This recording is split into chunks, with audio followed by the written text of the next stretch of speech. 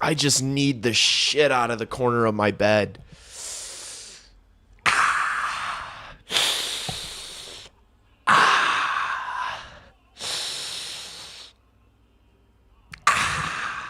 Okay, I'm good, I think. Yo, I forgot to mention this on the stream yesterday. My brother and his fiance and my sister collabed on a Christmas gift for the kid. Come on. Come on, you know who it is.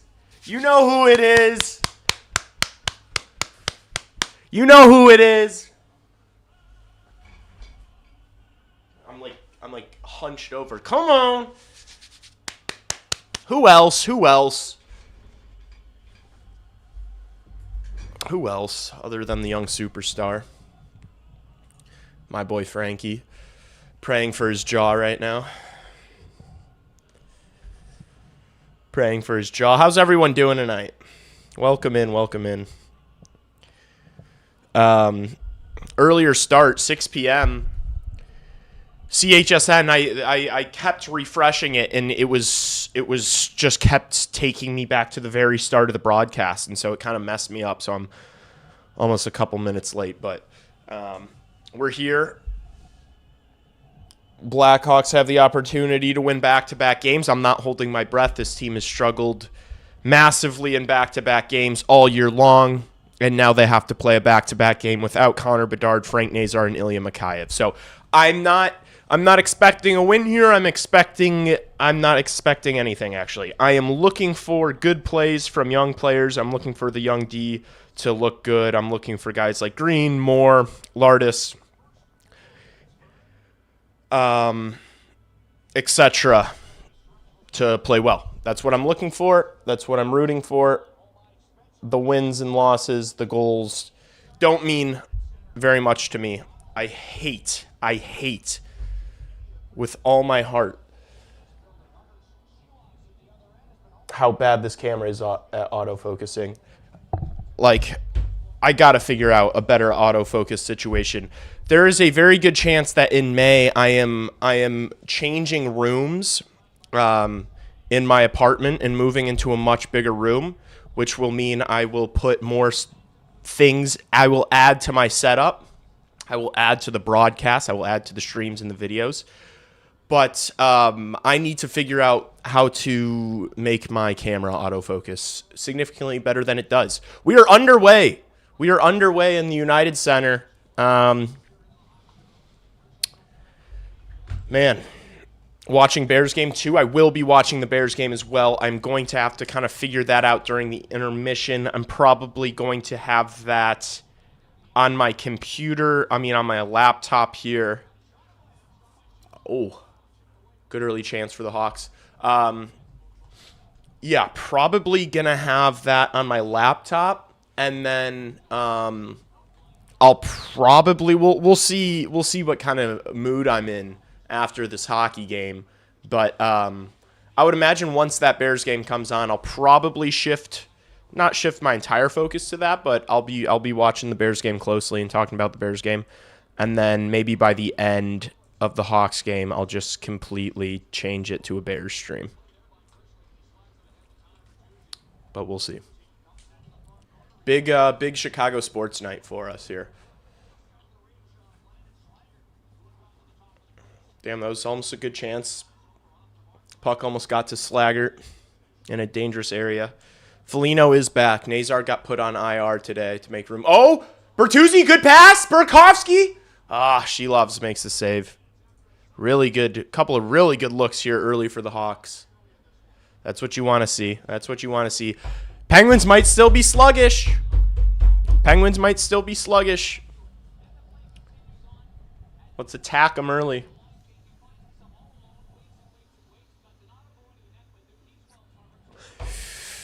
Man, I was at work today this morning just arguing with people on Twitter all day long. I've just been debating Blackhawks fans on Twitter for literally the past 24 hours. Oh, no. What a look for the Penguins. Great save from Spencer Knight. An early thank you, Mr. Knight. An early thank you, Mr. Knight here. Jeez. That was not great from the Blackhawks defenseman. Kaiser was waiting for the help there. And then who was it? Was it Artie that just kind of lost that foot race? Why am I getting notifications about the Penguins scoring a goal from the ESPN app before it happens? Why is that happening? How far back am I? Fucking CHSN is so dog shit.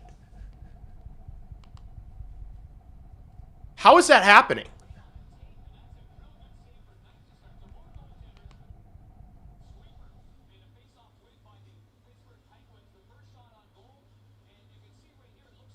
Oh my gosh. That's a muffin. That's a softie. That's, look, could Wyatt Kaiser be stronger there? Yes. Should that puck ever get through Spencer Knight? No, that shouldn't. That puck should not be getting through Spencer Knight, but it did, and now we are down 1-0. We are down 1-0. Early goal. That's a bummer. I did bet under 6.5 goals. I will admit I bet the under today. I bet an alt under because the line was 5.5, and I don't like betting 5.5. So I took under 6.5. Have you tried a VPN blocker on ESPN Plus? I'm watching on a television. I don't know if I'm getting a VPN blocker on my TV. And yes, I tried it on my phone and it didn't work. I've tried it on my phone in the past to use a VPN and ESPN Plus, and it didn't work at all.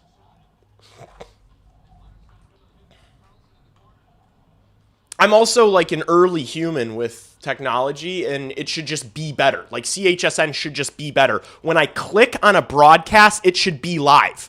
Under no circumstance should I click on a live broadcast and not it. When I click on that live broadcast, it shouldn't not be live. It should be live automatically. That shouldn't be on me, the viewer, to like, oh, you know what? I might be 15 seconds behind the live feed. Let me fast forward here. No, they should bring me in live. That is the stupidest thing in the world. CHSN sucks so much, and I'll never say a good thing about it unless they start paying me money.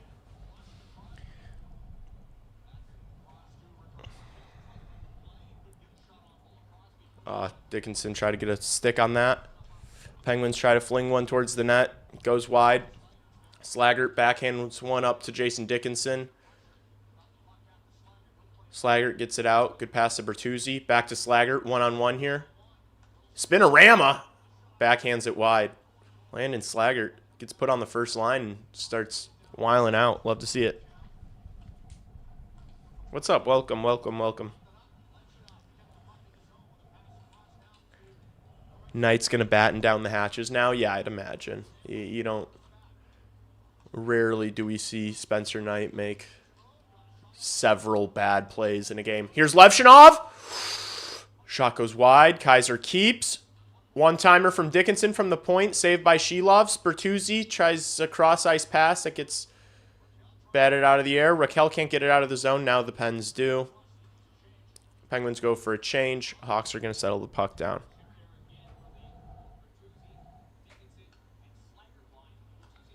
Well, that makes sense. It's Bobino. That makes sense. I didn't like return to the CHSN thing. I just turned on my TV, clicked on CHSN, clicked on the Penguins Blackhawks broadcast, and it wasn't live. That's different from being on like YouTube or something in a live stream, leaving that stream and then coming back and being the same place you are. That makes more sense than what I'm complaining about.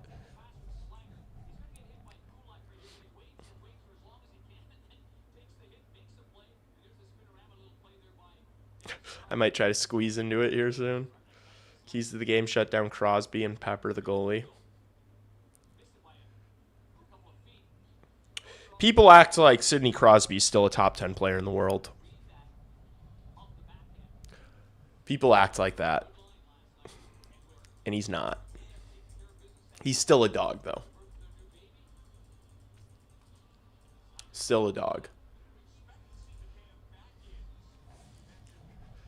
I like it when they play Slaggert. I don't know. I don't know if I've seen anything from Landon Slaggert that makes me think, like, what is Landon Slaggert? What is his role? You know? And what would his role be on, like, a good team that's trying to win a Stanley Cup? Like, maybe I understand that he's got a role on this team. But, like, on a playoff team, you know, like, if a contender got Landon Slaggert, would he crack the top 12? I don't know. Kaiser, nice move. His shot gets blocked.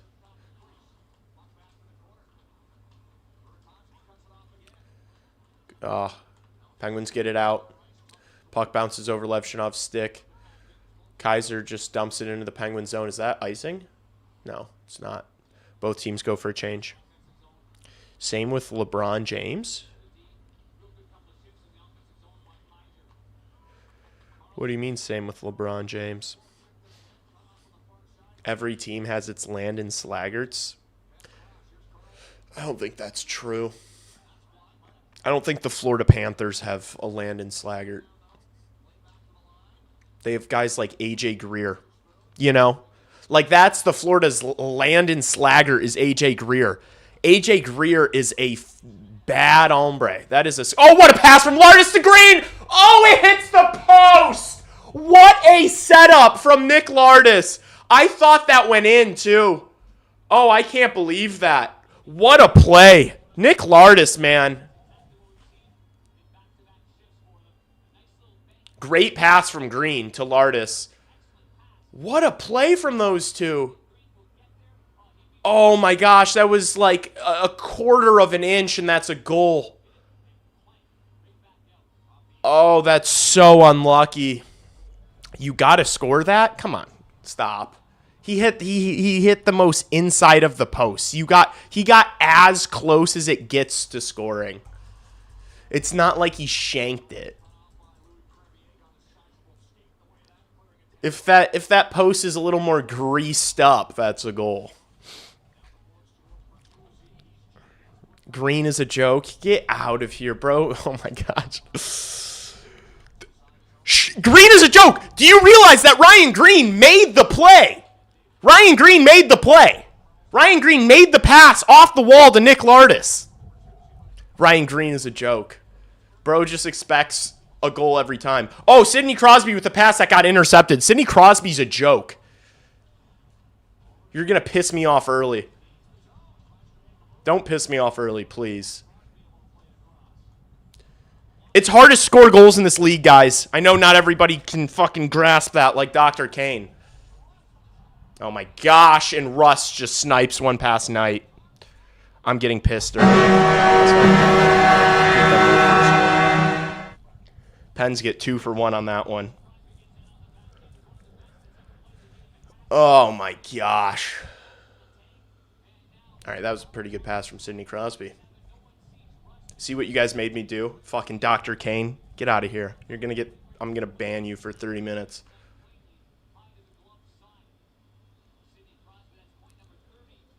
What a snipe from Rust. My golly. My golly, what a snipe. Well, Knight lets in the softie, and then that one was not a softie. That one was not a softie, but now we're chasing. Now we're chasing. And the start this wasn't even that bad of a start, but now you're down 2 after not that bad of a start. After a few really good looks, you don't score on either of them.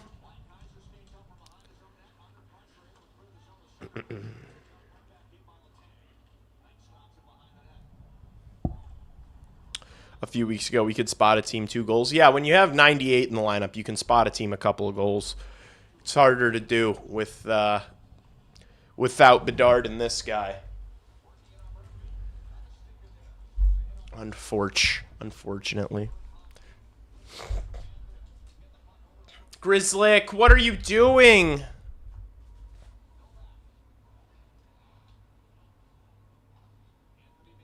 Here's Mantha behind the net. Good pass, and they score again.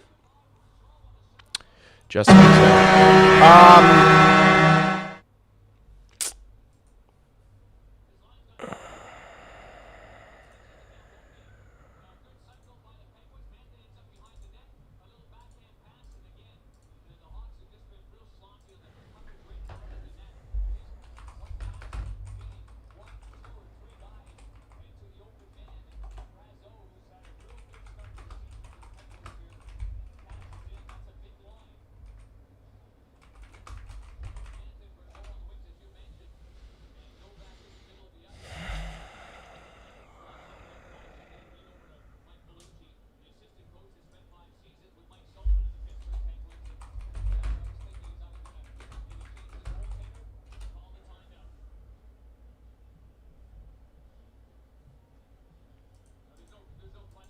okay.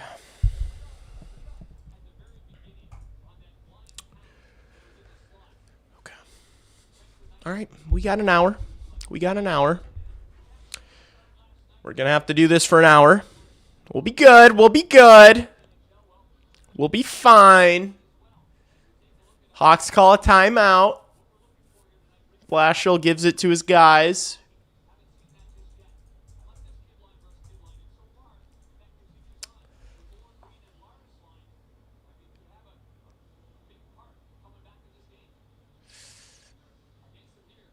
All right, the kid line goes out there. What line just got scored on? I wasn't even paying attention. Have these guys not gotten scored on yet?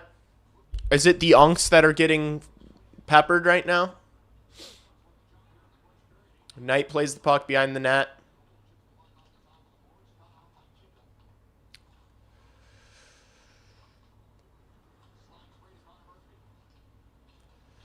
Lardis carrying it up, cuts back, has a really nice pass to Green. Here's Green now. Plays it for Vlasic. Here's Vlasic behind the Penguins net. Surveying. Back to the point. Crevier with the one-timer. Sheloves makes the save. Hawks still on it. Vlasic turns and shoots. Sheloves saves it again. Keep this line better play 22 fucking minutes tonight after what I've seen through the first 10 minutes. If Jeff Blashill plays Nick Lardis 8 minutes tonight, I'm going to have a fucking aneurysm on stream. They're the only ones that have done anything. And they're going to play 9 minutes. Go ahead. Play fucking Jason Dickinson against Sidney Crosby. Let him get bent over for the last 50. That's what we all want to see. That's what the fans in the arena paid money to see. Who's on the thumbnail of this video? Is it Jason Dickinson? Is it Teuvo Teravainen? Is it Andrei Burakovsky? No, it's Nick Lardis. Let me see him.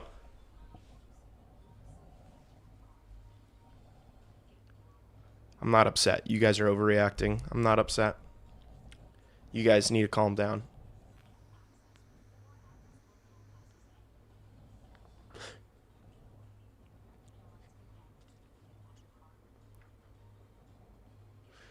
Fire Blashill if Lardis will not have like 15 minutes. I know so many Penguins fans. It's disgusting.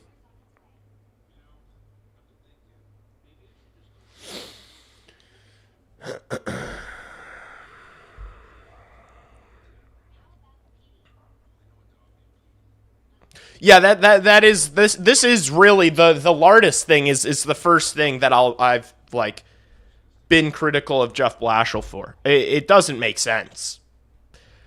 And I know like there's a large contingent of the fan base who has been critical of Jeff Blashill for like other things, and it's been completely nonsensical to me. The Lardis thing is completely warranted because when I watch him play out there, when I see 76 out on the ice, I'm not like, wow, this kid's drowning.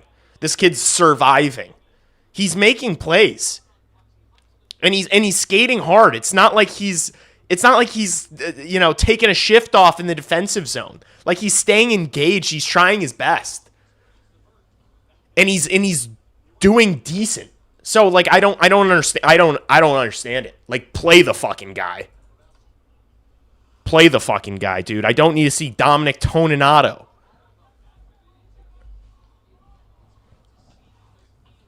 Whatever.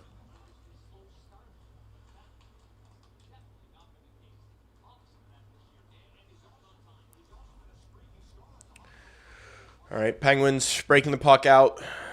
Rust pass gets deflected by Dickinson. Here's Carlson to Rust. Rust loses the puck. Bertuzzi carrying. He's got more. Finds more with some speed. More to the net. Oh, draws a penalty. Play Oliver Moore 23 minutes! He's the only one with legs! Get these old guys the fuck out of here, man! Play Oliver Moore 25 minutes tonight for all I care.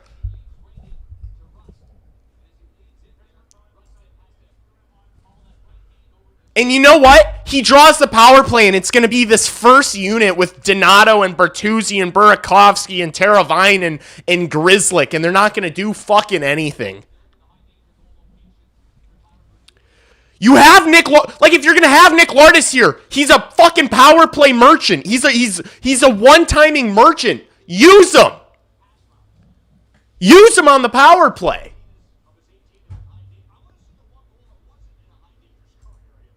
I hope me shouting leads to a goal from the Unk line.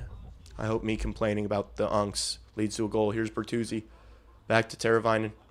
Shot from Levshunov gets deflected. Dangerous shot. Burakovsky to Donato. Take me out of this camera angle. It's shit. I can't see the numbers. Back to the point. Levshunov. Teravainen. Backhands pass. Donato battling. Puck goes through Bertuzzi. Carlson's going to get there first, and he gets it out.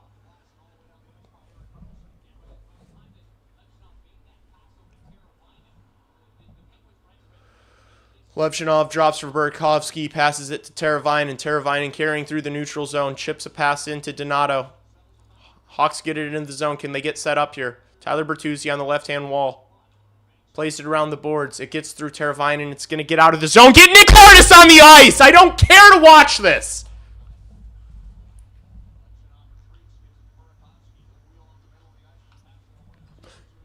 Bertuzzi, cross-ice pass to Donato. That's good from Bertuzzi. Donato's pass missed the mark there for Burakovsky, net front. Penn's cleared again. Great. Now we get to see the kids that we all want to watch for the final 34 seconds of this fucking power play. Yippee! Thank you. Thank you. This is what we all want. Right, guys? Here's Oliver Moore. Into the zone. Lardis. Nice pass to Moore. Gets it to Doc. Here's Doc. 18 seconds left on the power play. Back to the point. Grzelcyk. Down low. Good move from Ryan Green. Spins away from pressure. Didn't have any options. Puck gets taken away. Here comes the Pens. A shorthanded. Cross-ice pass. Oh, no. Here's Rust out of the box. Makes a move around Doc. Oh, my God.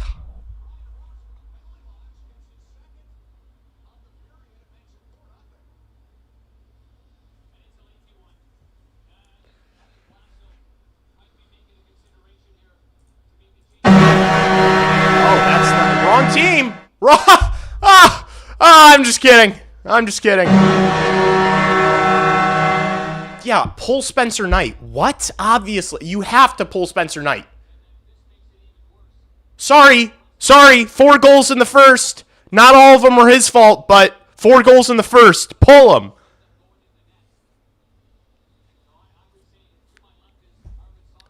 And then, yeah, and then Jeff Blashill's going to see this and be like, oh, see, this is why.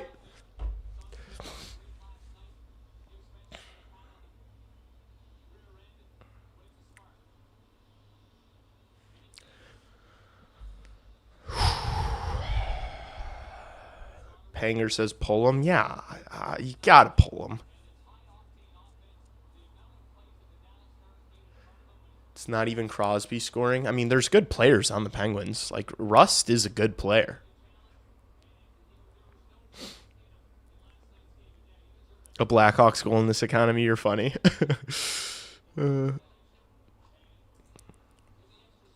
Oh, Turnover from Shilovs, and Slaggert just couldn't even believe it and had no clue what to do with the puck.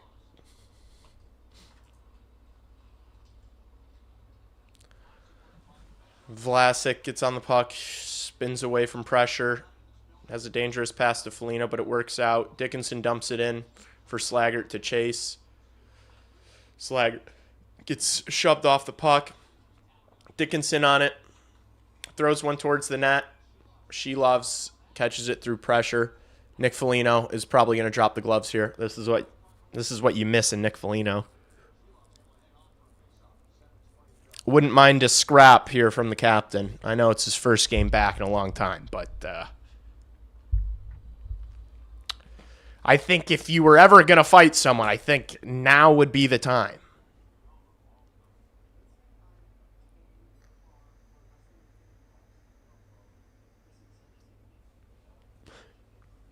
Crawford had a lot of shitty games. Everyone needs the STFU. Oh, yeah. Oh, I didn't read this in chat. People saying we overrated Knight. Guys, relax. It's one bad game. I don't know if you, like, to the people who, like, overreact from individual games, it drives me nuts. There's 82 games in a season. Spencer Knight is a starting goaltender. He's going to probably play 50-plus games this year. He's not going to be perfect in every single game. Spencer Knight is going to have stinkers. Connor Hellebuck has stinkers all the time. The best goalies in the world have stinkers. Spencer Knight has been absolutely phenomenal. Not tonight. Not tonight. You got to pull him. You give up 4 in the first, you got to pull him. It's just, game is game.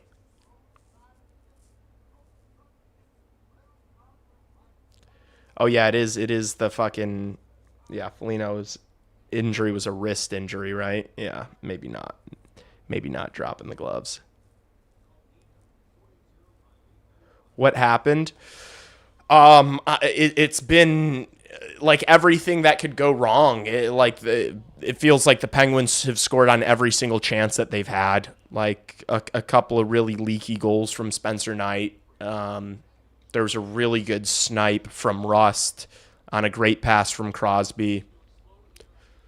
This is, guys, we can't get super surprised seeing this. We've seen this. This is our 3rd time seeing the movie this year, right? Or is this our 4th time seeing this movie? Blackhawks on a back-to-back. How many times have we seen this? They've gotten pumped every single time. So, you can't watch a movie 3 times in a row and be surprised by the ending. You know? Doesn't mean we can't be frustrated. Obviously, I've been screaming. Doesn't mean you can't be frustrated, but let's not overreact. It is a suck fest. That's crazy. Pause. A suck fest. Jeez, Lou. I can't believe I just said that out loud.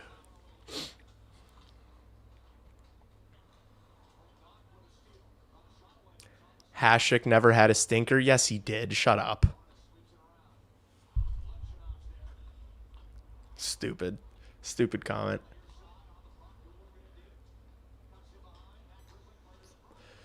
Brother, I'm going to be honest with you. He could have pulled Spencer Knight after the first goal. It wouldn't change the result of this game. Oh, my gosh. And Levshinov's twig explodes on the one-timer. Are we going back to the peeper?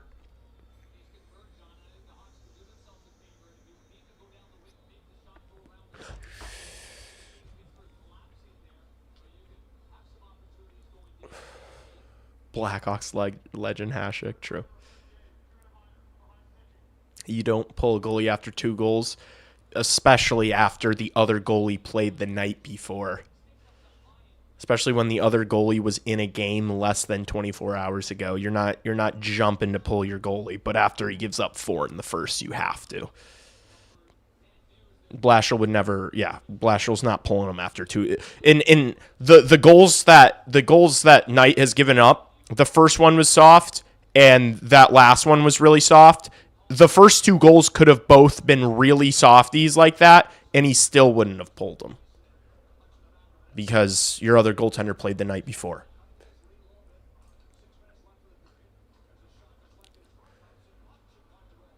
This isn't, you know, Western Conference Finals, Dallas versus Edmonton, you know.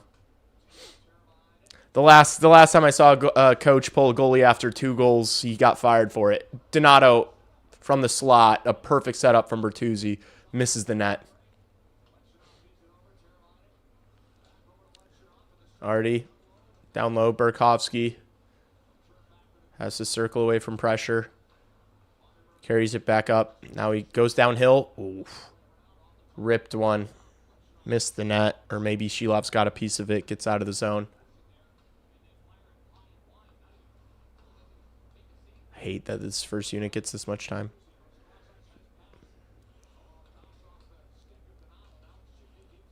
Here's Burakovsky.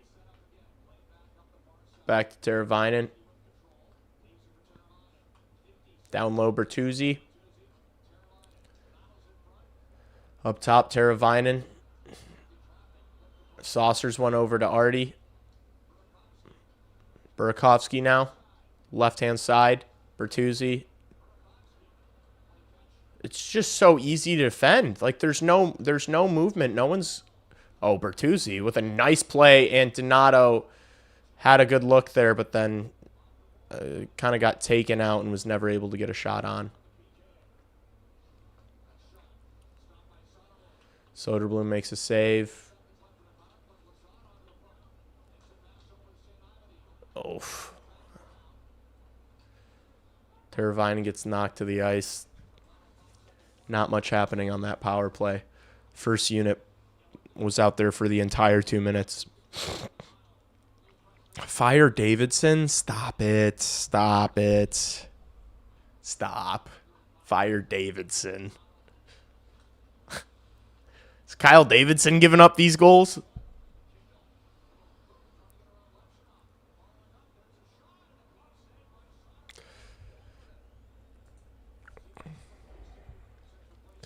Got a lot of trollers. Oh, I know. I love it. Blackhawks is the only roster a bender like Green could make. I'm dead. You do realize, like, the Vancouver Canucks the Blackhawks aren't even, like, on the standings, the Blackhawks aren't even the worst team in the league.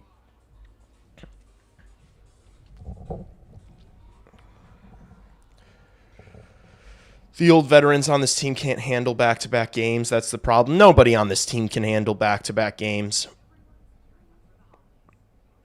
The young guys or the old guys.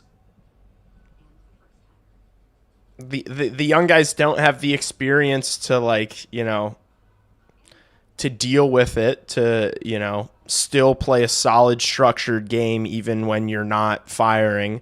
And the old guys are just old and don't have the legs to do it. It's back-to-back games are absolute nightmare scenario for this roster, for this current roster.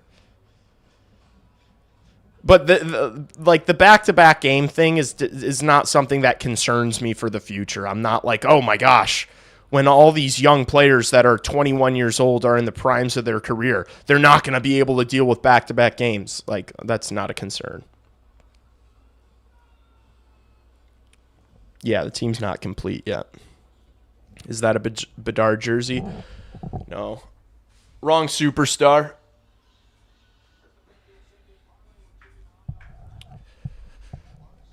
Just got off work. What I'd miss?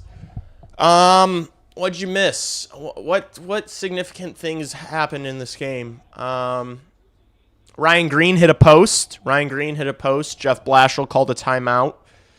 Arvid Soderblom is now in the game. Frank Saravalli was on the pregame. What else did he miss?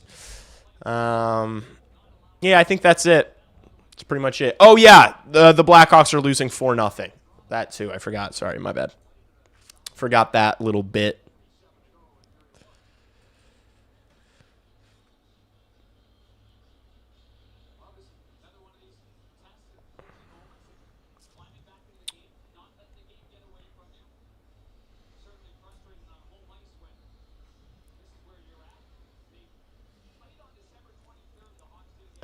You'll do what? You'll go... What? We're going to get Frundell, West, Belsey, Kanserov. I mean, this team is without Connor Bedard and Frank Nazar and Ilya Mikheyev. They had a miracle win last night. It was beautiful. It was awesome. You guys, we can't be greedy. 2-on-1 here. Bertuzzi and Slaggert. He gets it over to Slaggert. And that puck almost got through Shelov's, but he reaches back and keeps it out of the net. Tyler Bertuzzi's been playing like Wayne Gretzky. I'll admit it.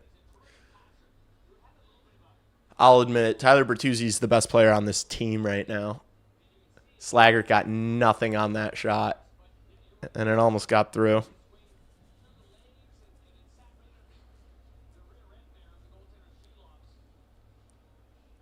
Pittsburgh's going for 10 goals tonight. They'll slow down.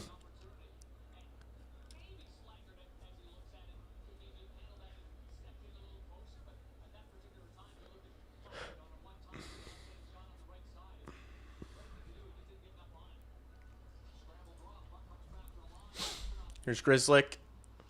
One-timer from Lardis from the point. Goes just wide. Dangerous rebound off the backboards. Penguins get it out.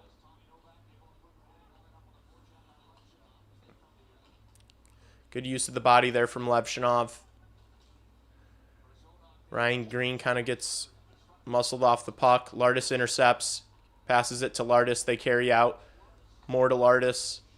Lardis chips it in. Really good hit there from Moore. Can Lardis dig this puck out? I like the speed at which these guys are playing. Like they're competing. Like as a fan watching this line, I'm way more compelled to continue watching. You know, at least they're still trying this hard. At least they're competing this hard, even though they're down 4.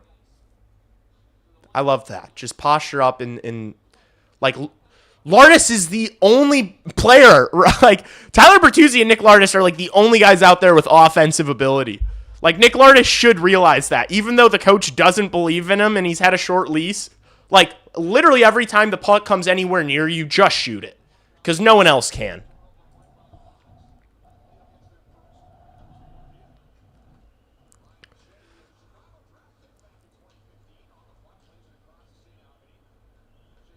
Someone in this chat called Nazar being soft for being injured. Okay.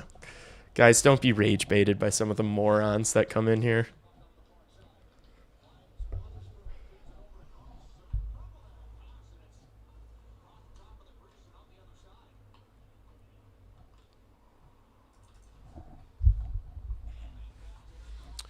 Here's Erik Karlsson. Good hit from Foligno. Soderblom makes a good save.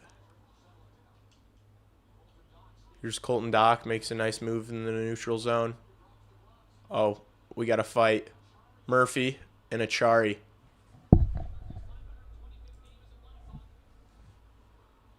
Yeah. And they just kind of get tackled to the ice. I don't think Achari really ever wanted that scrap.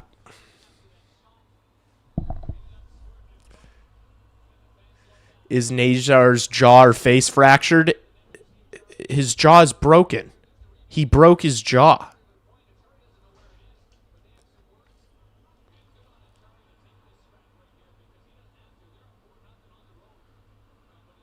Damn. What was that for Murphy? Some of these guys are always just so much more concerned about grabbing the jersey at the start of a fight than they are like punching. Like, not every... I don't know. What do I know? I've never fucking fought in ice skates before. I don't care. But, like, Murphy was, like acted like... Like, did you see that? He, like, didn't know what to do. He was, like, he looked like how... That's, like, how I try to grab things in my dreams. He looked like... Like, after I've gotten concussed, that's, like, how I, like, hold a bottle of water. I'm like... Here's Grizzlick. Shot pass. Oh, wraparound attempt from Donato. He loses the puck, and the Penguins are going the other way. Good defensive stick there from Grizzlick. Donato's pass. Donato has been fucking ass today. Donato has been horrible this period. Can't complete a pass. Just sloppy. Can't hold on to the puck either. He's been fucking dreadful to watch.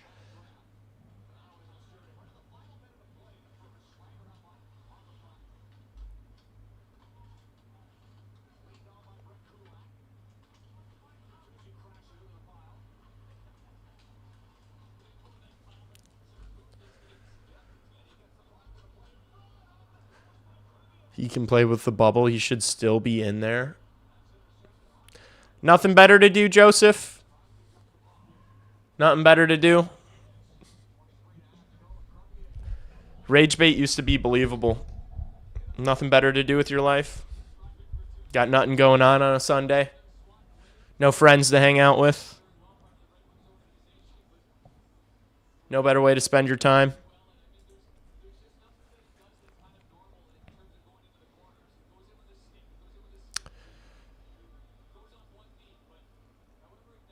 I don't know. I thought they said like a month for Nazar, but yeah, it could be longer. Like Bedard was out for a while his rookie year. Like he was out for over a month his rookie year. Wasn't that a jaw injury too? Do I think Donato will be here? I mean, he just signed a 4-year contract, so yeah. I don't think Ryan Donato has not been bad this year. Don't twist my words. I don't think Ryan Donato is a bad hockey player. I don't think he's been bad this year. I think he's played like absolute horseshit tonight. I don't like to make absolute statements about a team or a player during a bad, like a stinker of a game. Like I'm not. There's no need to overreact like that.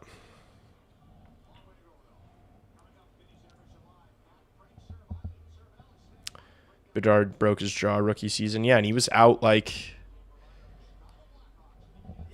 a month and a half. So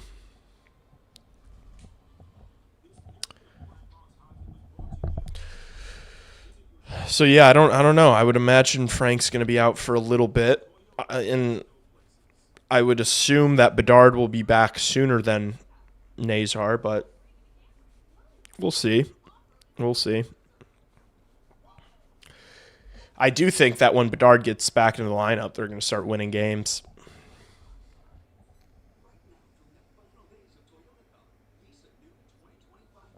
I want Turbo gone. I mean, the thing is you guys talk about like wanting players gone. They're going to be here until there's talent to take their roles. Like I know people are like, you can look at Teuvo Teravainen's stats or his plus minus, but the reality is Teuvo Teravainen plays an important role on the PK. He can play up and down your lineup. He's not a complainer. Coaches like him. He can play with anyone. He has experience. Like, until there are young players ready to take, these spots away, you're not going to get rid of Teuvo Teravainen.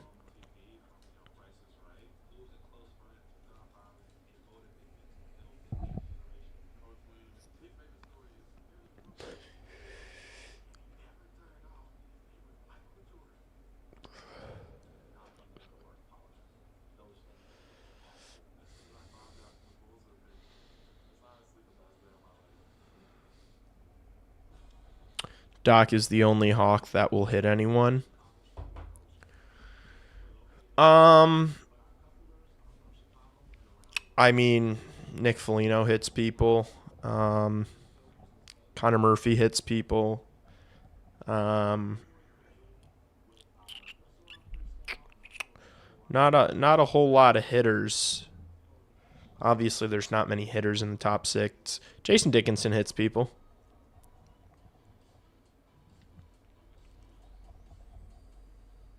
I don't remember the last time Tavo shot a puck, though. That's tongue-in-cheek. Project the lineup for next year. Let's build it. Let's build it.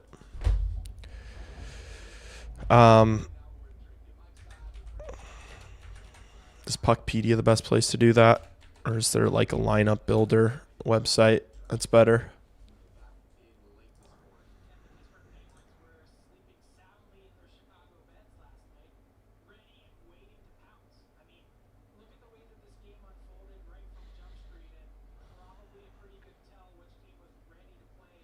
Okay, cool. Yeah, here. We'll do this.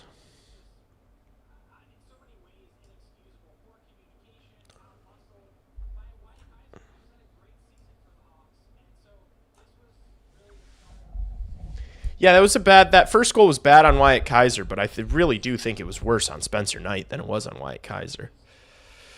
All right. Next year's lineup.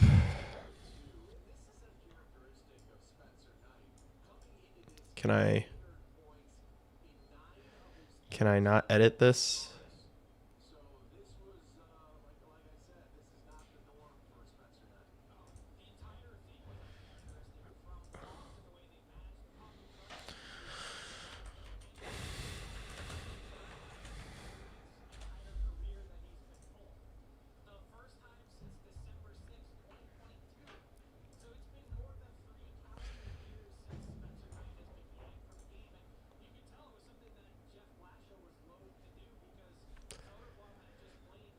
Stop coping. This team is effing soft. I mean, AJ Spellecy's coming. Vaclav Nestrasil. The players that we've recently drafted are all big bodies. Mason West, Nestrasil, AJ Spellecy. There's so much size coming, but you don't know that because you're a mouth-breathing idiot. So, SRM. I'm talking to SRM, by the way. That guy's a moron who doesn't know what he's talking about and just comes in and baits and talks shit on my channel in the comment section and in streams all the time. Are the Hawks like genuinely tanking this year? Bad night for Spencer, but playing the Unk line as a top power play. No, they're not tanking. They're just without Connor Bedard and Frank Nazar. And that accounts for like 60% of the team's offense. And so those guys are out, and so the team's really struggling. I said it in stream last night. When Connor Bedard and Frank Nazar get back into this lineup, people are talking about this team like they aren't 8 points out of a wild card spot. Like when Connor Bedard and Frank Nazar get back, by the end of the season, I promise you, people on Twitter are going to be talking about wild card spots by the end of the year. I promise you. Bedard's not going to get invited to the Olympics. He's going to have the chip on his shoulder. All the stars in the league are going to suck after the Olympics, just like they did last year after Four Nation. Blackhawks are going to start rattling off wins. They're going to instantly jump over teams like Vancouver and Calgary and Nashville and St. Louis and Seattle. Like, there's so many teams that are worse than the Blackhawks. It's just the Blackhawks are without their two most important forwards.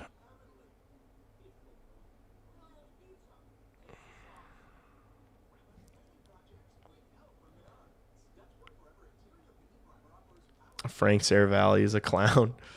Big ol' Frank. We need Taze, Panarin, and Kane back. Yeah, dude, Jonathan Taze has been lighting it up in Winnipeg. That's what we need. All right. So I'm going to pull this guy out. Or maybe he's the 4C. This guy's getting pulled out. Can I just delete him? Where do I put this guy? You're going on LTIR. Frank Nazar. 2C. Back up here. Landon Slaggert is not in my lineup. Anton Frundell is in my lineup on the first line. Colton Dock's on my fourth line. Oliver Moore is on my second line.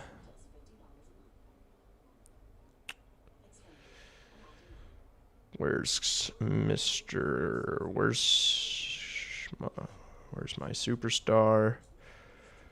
Tyler Bertuzzi is going to go here.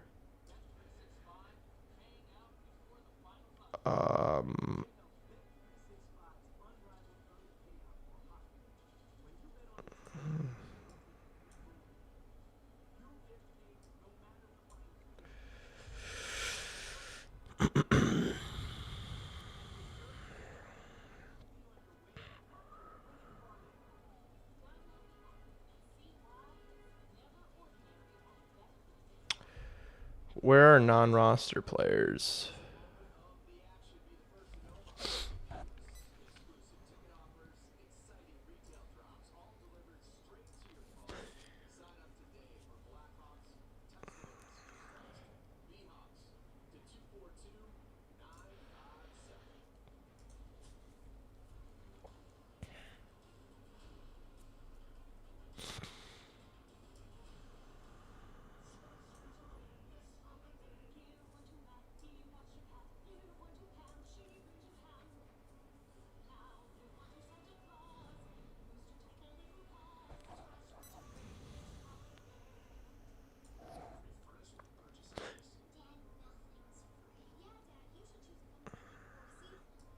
No, Sasha Boyver's not cracking that shit.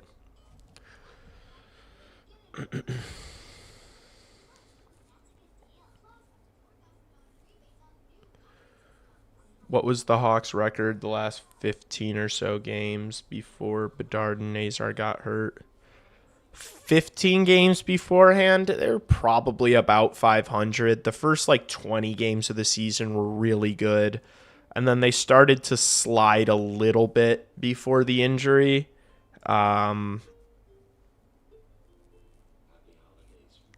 it was they would have been if Bedard and Nazar were still in the group, the Hawks would still be in the mix. Without Bedard, we're losing 60% of our offense. No, without Bedard, we're losing 48% of our offense. What was the Hawks' record? Oh, wait, I read that. We need Bedard to have an all-star level teammate. Right here. You see this name? You see this name here?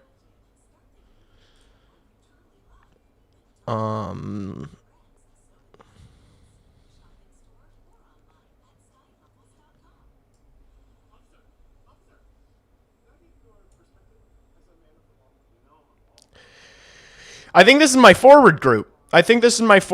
For next year.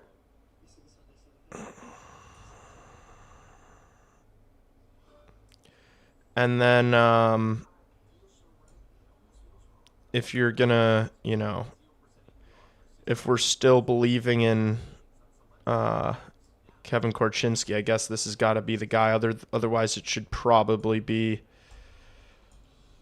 Ethan Del Mastro. But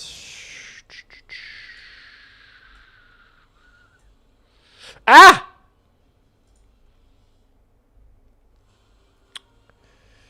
then where is he?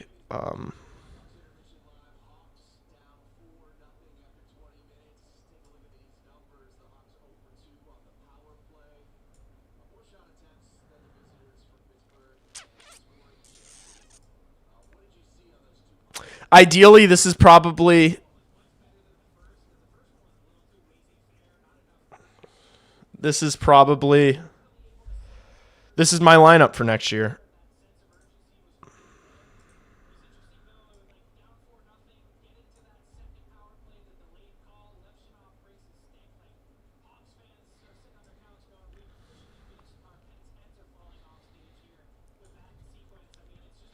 This is my 2026 Chicago Blackhawks lineup.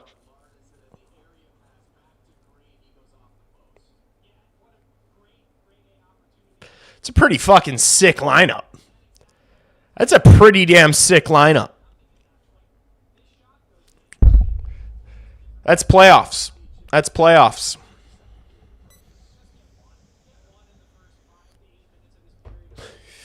We're not the worst team in the NHL right now. Stop saying that. People, like, if you just go on Blackhawks Twitter, you would think that the Blackhawks are 13 points behind the second to worst team in the league.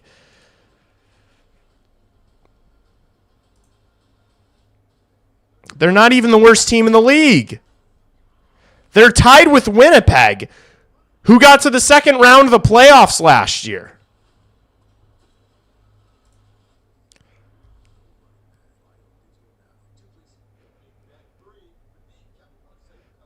They're 5 points out of a wild card spot. And these fucking idiots are acting like this is... They're 5 points out of a wild card spot. That's a weekend. You would think, if you just listen to Twitter, you would think that this Blackhawks team is 30 points behind below the playoffs. They're 5 points out of a wild card spot. They're not that far off.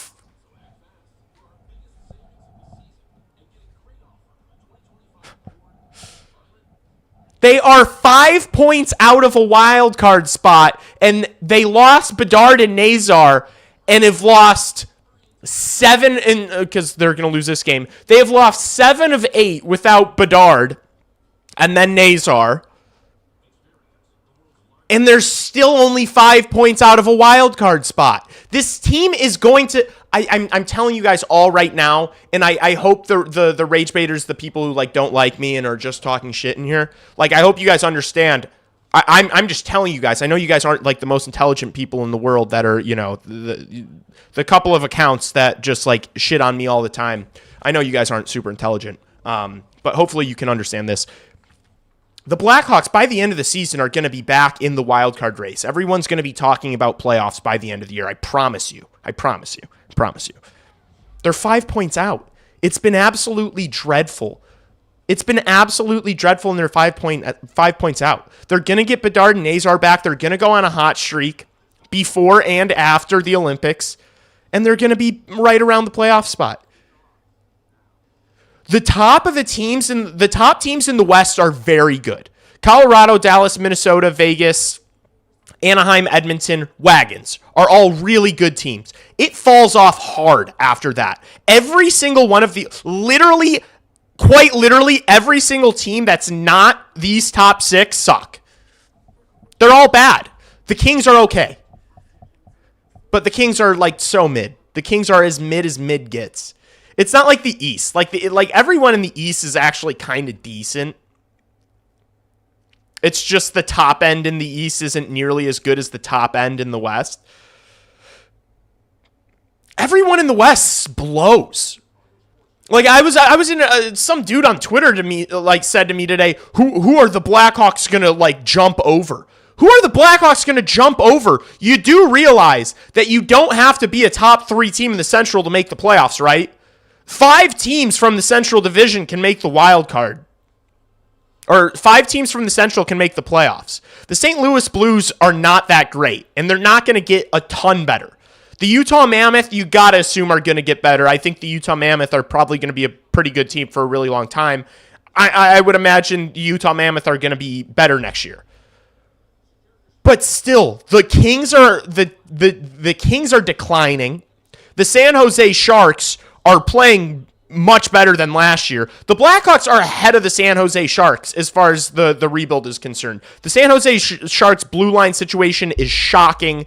The Hawks get Bedard and Nazar back. They're going to leapfrog these teams. They're jumping over all these teams within a week. Within a week and a half of Bedard and Nazar being back, they're jumping over all these teams.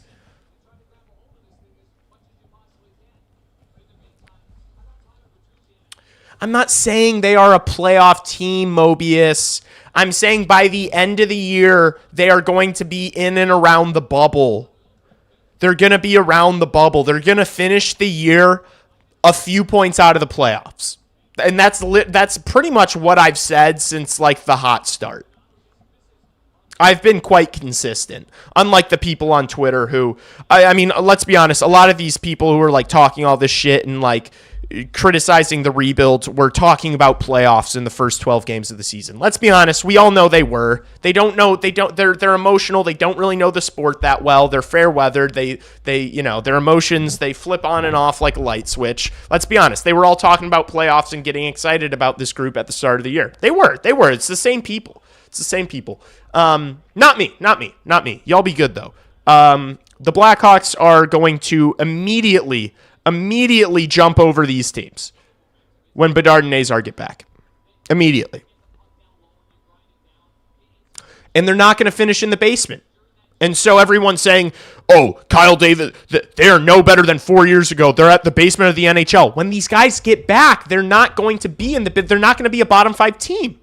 The Blackhawks will not finish in the bottom 5 of the NHL unless the MRI comes back and it's really bad and Bedard's out for, another month. If Bedard and Nazar are out for another month, yeah, the Hawks are finishing bottom 5. But if they get Bedard and Nazar back, this is not a bottom 5 team. It's just not. So. Oh. Hawks just hit the post again. It's fantastic. None of these bottom teams have Bedard. None of those bottom teams have anything close to Connor Bedard. Actually, the Jets have Scheifele and Connor. But then the Winnipeg Jets quite literally have nothing else. Damn, that was a good look for Lardis. Can I see that chance again? I literally just saw the puck just miss.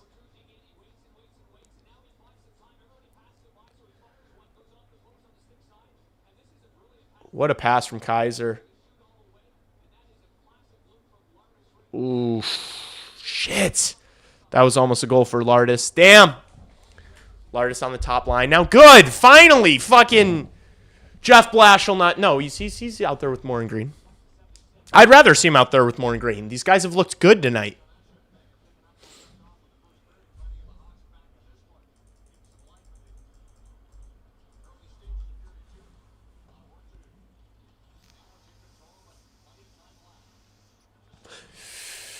Artem Levshinov just got absolutely pickpocketed.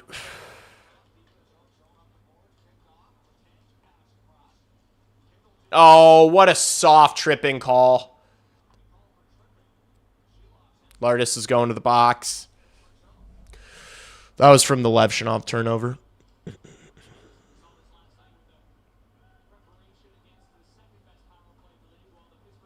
Because, Sergeant, why the fuck do you care about making the playoffs this year? Do you understand that an absolute wagon is being built right now? If you trade for a good player, that means you have to give up several young pieces that have not even proven anything yet. That you don't know what you have. You have to give up several young, serious pieces. And why would you jeopardize the future for playoffs now? For impatient people like you? Sergeant Baloney, I don't know how old you are. But if you're my age and acting like this, you need to get a grip because we've witnessed 3 Stanley Cups. You cannot be acting like this. This is not the Vancouver Canucks. It's not like you're a 60-year-old fan that's never seen a Stanley Cup. We've seen 3 Stanley Cups. You cannot possibly be acting like this. You can wait a couple more years. Kid line's buzzing. I agree. That was a bad turnover from Levshinov, and then Lardis was actually playing good defense there, and he just tripped up Kindle, and he got called for it. I don't understand why people want to fire KD.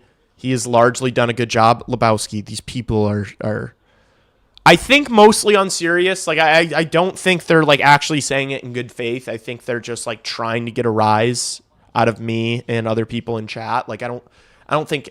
Because, I think if you're actually an intelligent person and know what you're talking about and are paying attention to the rebuild and are aware of the prospects in the system, you wouldn't be clamoring for Kyle Davidson to be fired.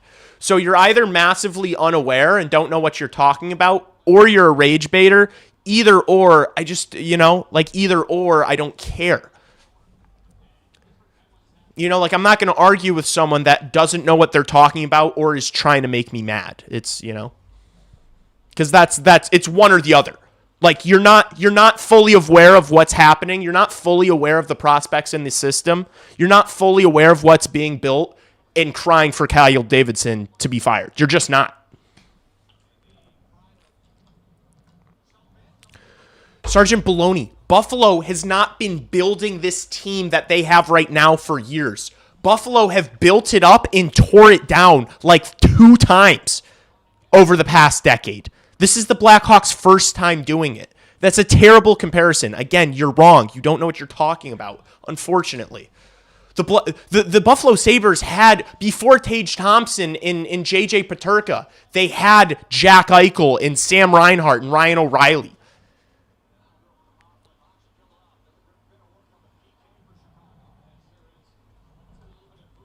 Like, Buffalo have tried and failed. The owners suck in Buffalo. They don't care about the team. They care about the Buffalo Bills. It's been managerial negligence in Buffalo. Who wants to live in Buffalo? Buffalo is a shithole. Chicago is one of the most beautiful cities on the planet. The Chicago Blackhawks are an original 6 franchise. You cannot compare in any way. You cannot compare the rebuild that's happening right now. You cannot compare the cities. You cannot compare the teams. You cannot compare the Chicago Blackhawks or the city of Chicago to Buffalo, New York, or the Buffalo Sabres. You just can't do it. It's a bad argument. It's a poor argument.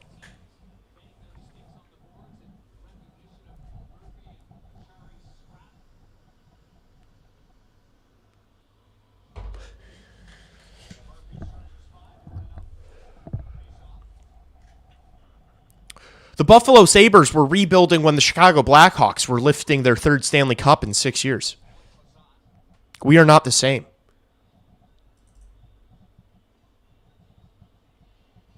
Terrible comparison. Terrible, terrible. And I've seen a lot of Blackhawks fans talk about the Buffalo Sabres. It's like, what are you guys doing?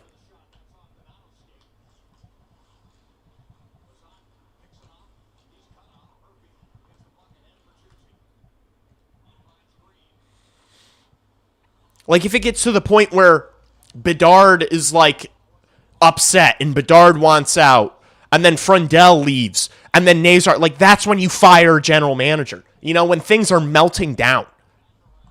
That's not what's happening. This team is ascending. This team is so much better than they were last year. Like, obviously, if you've been watching, if you watched last year and you watched this year, you know that this team is so much better than they were last year. But nobody like all these people that are complaining don't have the ability to think critically. They see the Blackhawks are second at the bottom of the league. They were second at the bottom of the league last year. That means it's the same. That's it. That's the way that's how the thought process goes. Bears are on? Shit. All right. I'm pulling it up. I'm pulling Bears up too.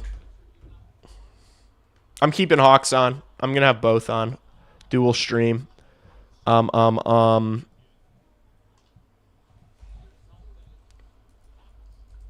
Should be on my YouTube TV, right?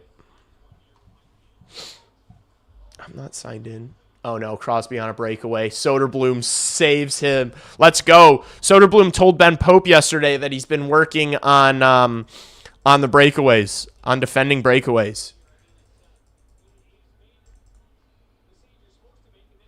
Oh, rare brutal miscue from Vlasic and I thought it was Crevier. It was Jason Dickinson that puck just bounced off of.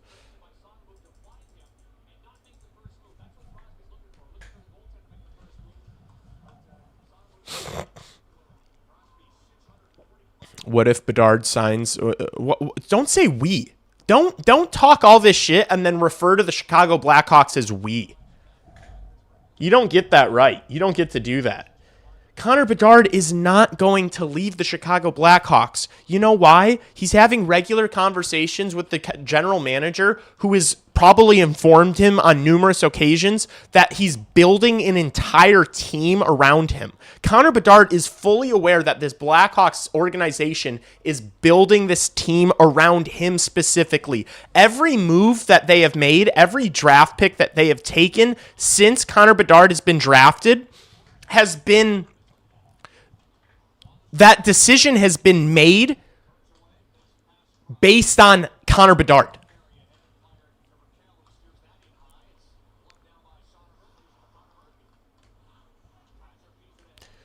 That's why they drafted That's why they drafted Anton Frindell instead of a James Higgins or a Porter Martone.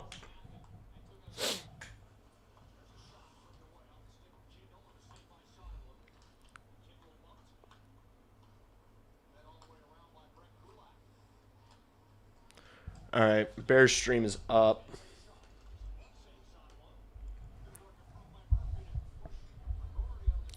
You speaking French? Yeah, for real. Bro talks all this shit and then says we. What do you mean we?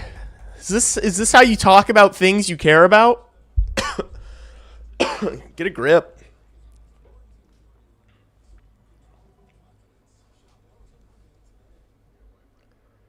Bedard loves what's happening. Bedard is fully aware of the prospect pool, and he talks about it regularly. People who cover the team talk about how Bedard's always interested in what the prospects are doing. Bedard knows they're building a wagon around him. Bedard is seeing videos of the parade. Bedard is fully aware of what this city, what the United Center gets like in playoff hockey. Connor Bedard knows what this market's like when there's a winning team on the ice. And he is going to be the focal point. He is going to be the guy. It's not going to be like Kane and Taze. It's going to be Connor Bedard and then everyone else. He's going to be the guy in one of the best cities in the world. Why would Connor Bedard leave? Where's Connor Bedard going to go? Where could you go that would be better than Chicago? It doesn't get better than Chicago. Where's Kanserov? He's lighting up the KHL. He's leading the KHL in goals. He's been scoring goals in so many different ways. That guy's just a machine. And he's another guy that's excited to be a Chicago Blackhawk.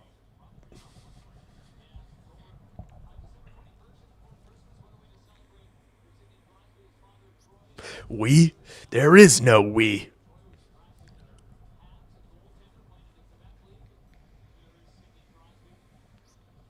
No worries. Bear down. Bear down. Should I get another clock up? Should I get another board up of for the Bears game? 2 scoreboards.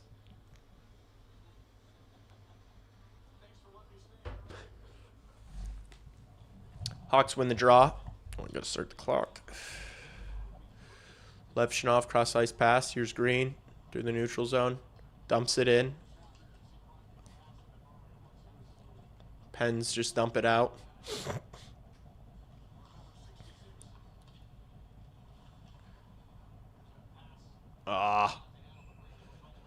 Pass miss screen goes for icing. Yeah, this Bears game tonight, I'm a little worried for our defense. The San Fran offense is really fucking good. I think this is probably going to be a high-scoring football game. I would imagine. We're just kind of hoping the defense can get 3 turnovers again, how they normally do, because the San Francisco defense is not great. They're not that great. Hopefully the run game can have some success early, and then that'll open things up for Caleb. Start using the play action. This is a winnable game. It's a 3-point spread. 2 11-4 teams. It's on the road. It's gonna be tough. It's gonna be a difficult game. But I'm cautiously optimistic. We won the North. We're already in the playoffs. It's not the end of the world if the Bears don't win this game, but it would be a nice one to win. I don't like the cross-check to Bedard's shoulder. It really wasn't a cross-check to his shoulder. That was such like a routine, normal play. I really don't think you can blame Shen for that injury. I really don't think you can.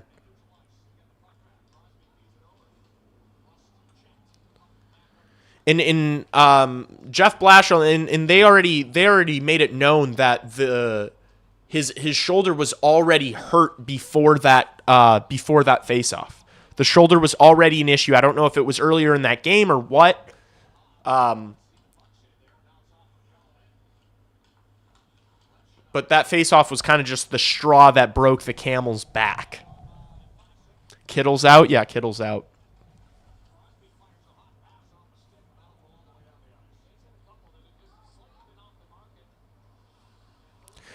Yeah, and so it's like you'd love the opportunity to have the first round bye, but you'd still need Seattle to lose, right? You can't just win out. You need Seattle to lose, so it's like,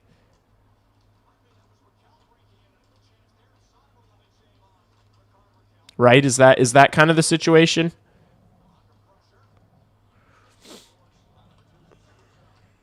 I believe that's the situation.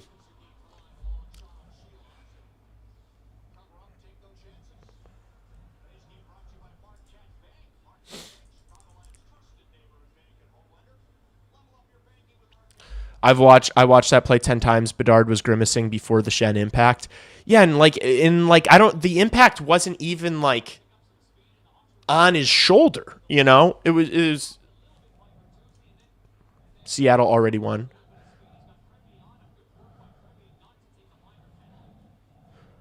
So who are they? Is it San Fran that can also get, like, how does that work? Are they playing for home field or are they playing for a bye? What are the implications?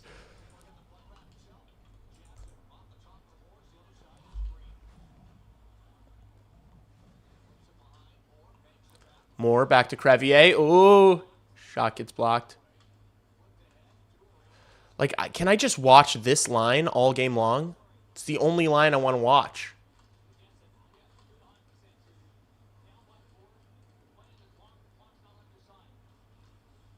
Nice.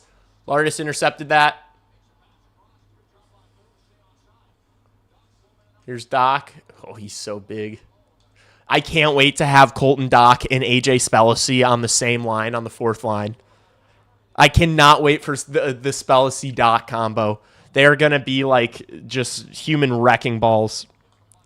Purdy takes the snap. Oh! Interception! Interception! Pick six! Please! Go! Go! Go! Oh my gosh! The Bears start the game with the pick six! Holy shit! How's that for a start? Woo! That's a nice way to start the game. Let's go. Boom. Edwards, let's fucking go. Thank you, Mr. Purdy. Oh, Jalen Johnson, you fucking dog. And the Hawks score, Nick Foligno. Boom. How's that for a good few seconds there? Hey, now we're having fun. Now we're having fun. Bears pick six, Hawks score within 10 seconds of each other. Boom. Doc just throwing it to the net. Foligno, first game back in however many weeks, scores the goal through the legs. Let's go, Fliggy. That's nice to have the captain back, chat. That's nice to have our captain back. Let's go. Way to go, Docker. I love Colton Doc. You guys know I love Colton Doc. Let's just get a couple. We're not going to win this game, but let's just make it less ugly, chat. Jalen Johnson jumping that route, man. Inspirational. Oh my gosh, dude, this defense. They're not amazing, but they get so many takeaways. It's insane. It's fucking odd. It's like clockwork with this Bears defense. All right, here's Burakovsky into the zone. His backhand pass gets intercepted. Uh-oh. Kaiser wiped out. Thank God that pass hit his skates. That could have been... The Pens would have been in their chat. Soderblom gloves it.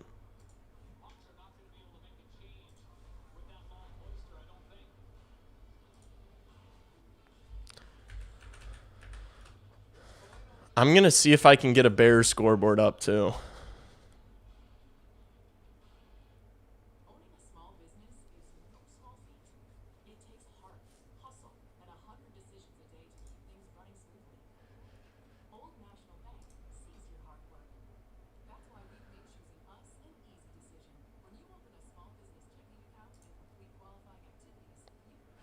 I'm seeing if I can do two at once.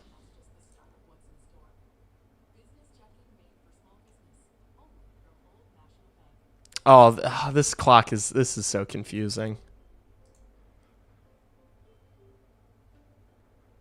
Ben Smith call up. Are we doing Ben Smith talk right now? Welcome back, Captain Fliggy.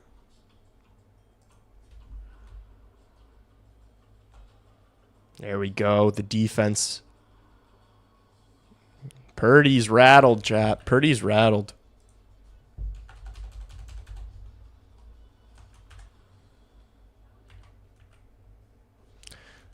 No, not... Oh.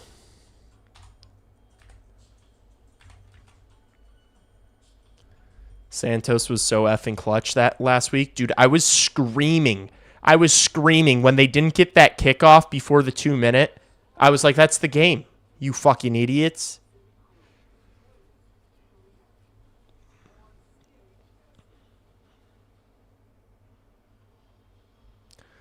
All right. I need to create another over. I need to create another...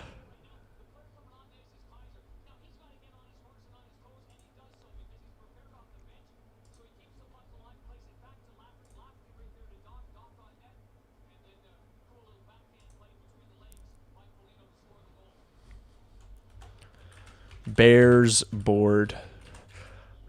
This is going to be hilarious if I can do this.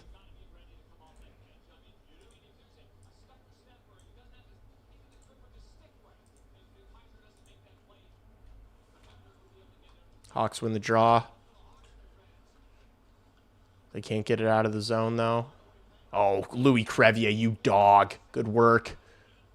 Bertuzzi makes a nice move to enter the zone. Honestly, dude, like Tyler Bertuzzi has been playing the best hockey of his career, and also like with no Bedard or Nazar to carry the puck for him, he's had to do it, and I think it's going to end up being the best thing for him.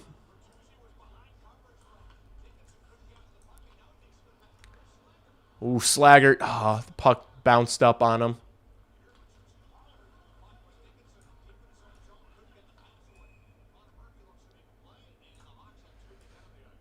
Oh, no. Too many men coming up on the Blackhawks.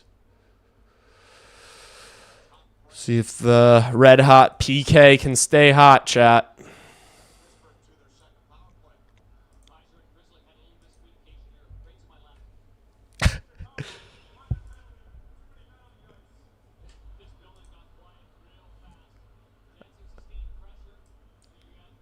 Yeah, the fans were getting into it a little bit in the UC. If the Hawks make it 4-2 by the end of the second, I'll feel a whole lot better about this debacle. Yeah, I agree. Just make it less ugly. Just make it less ugly.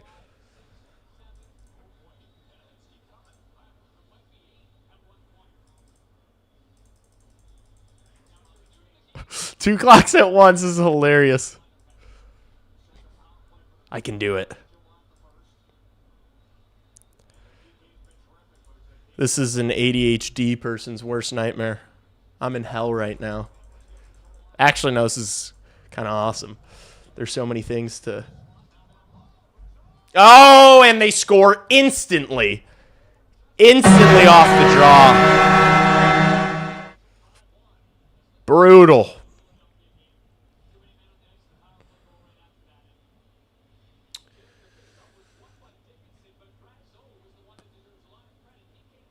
what happens? It goes low to Brazeau, and then just Murphy not able to recover. And we've seen that a few times on the PK. Like, rarely when the Blackhawks PK gets punished, it is very often plays like that, where the defenseman on the strong side goes too high up, and then they end up getting caught out, and that's what just happened to Connor Murphy.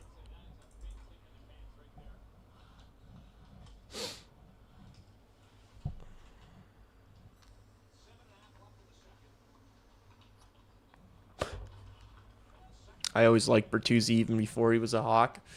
Dude, I did not like Tyler Bertuzzi last year. Tyler Bertuzzi was a very... Oh, no. The Niners have it on the 1.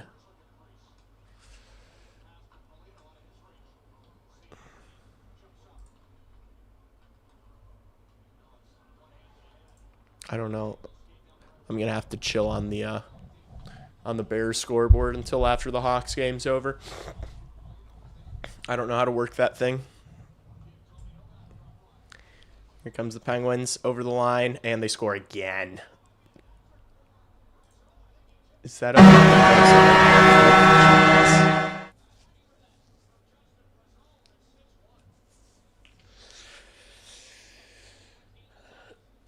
Do we just go full? Do we go full?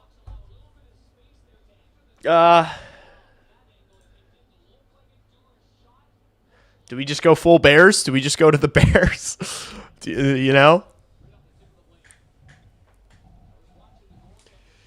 I know nobody watches me for my Bears coverage, but this one's pretty chalked. I think it should go without saying. No post game tonight. Oh, and the Niners just scored a touchdown too. Oh, man.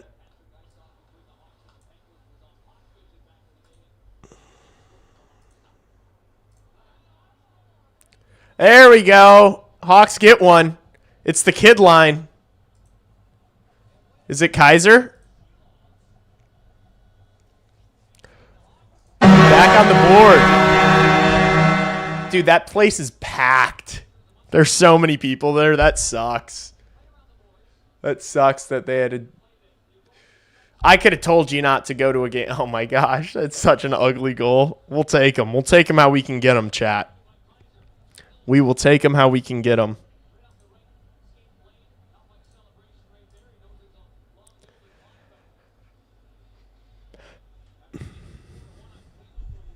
We need Bedard to play one-handed, and we need Frankie to play without his head, and Bedard with one arm. No, that wasn't Lardis's goal, I don't think. I think it was Kaiser's goal. I don't think it touched anyone. I think it just hit the wall behind the net and bounced and hit Shelov's skate and went in.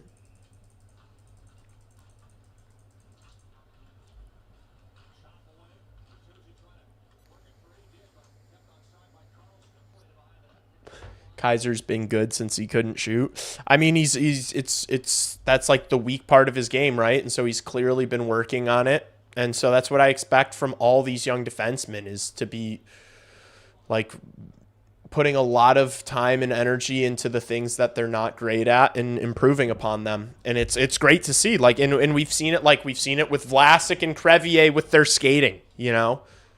They're both big guys. It's you know, when you're that big and long, it's hard to, you know, get the legs moving, and it's hard to skate well, and they both have improved massively. So you just want to keep seeing that.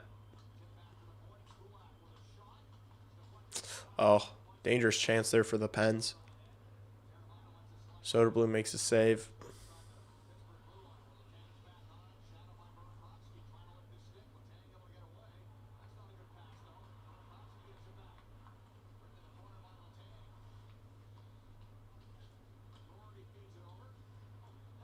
Oh, wow. McGroarty just made a nice move there on Donato. Backhand shovel pass. Ooh. Shot goes wide for the Penguins. Teravainen, good pass to Donato. Into the Penguins zone. Chips it in.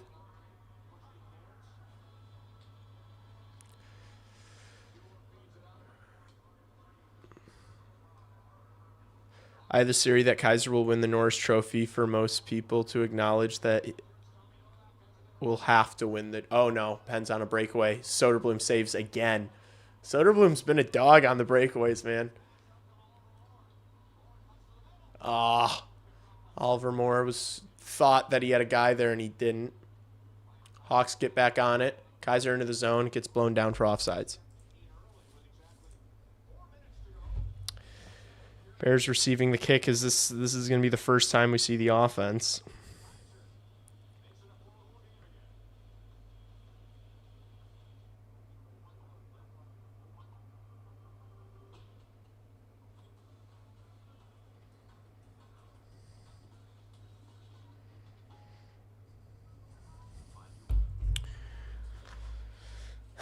Frank Nazar should donate his arm.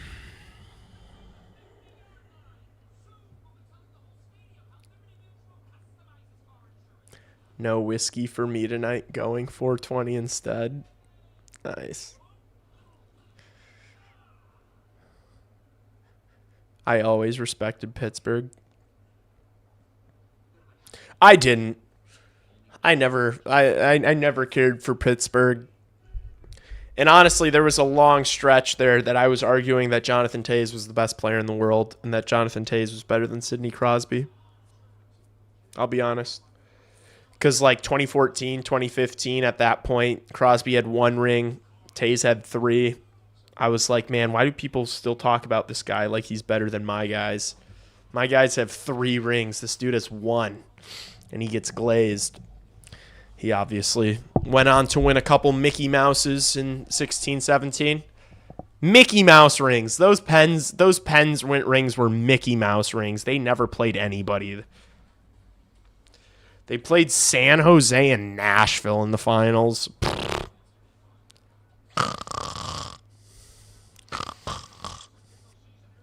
Mickey Mouse rings. Wow. Memorable moment watching Dirk Graham highlights. That Caleb rolls out, fakes the pass, is going to keep looking for a passing option. Did he catch that? No. A flag on the play, though. What's the flag? Is it on the offense? It's on the offense. Bears going to have to punt here.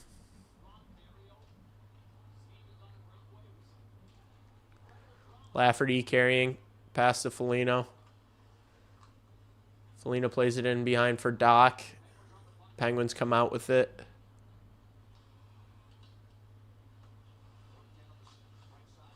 Soderblom, glove save.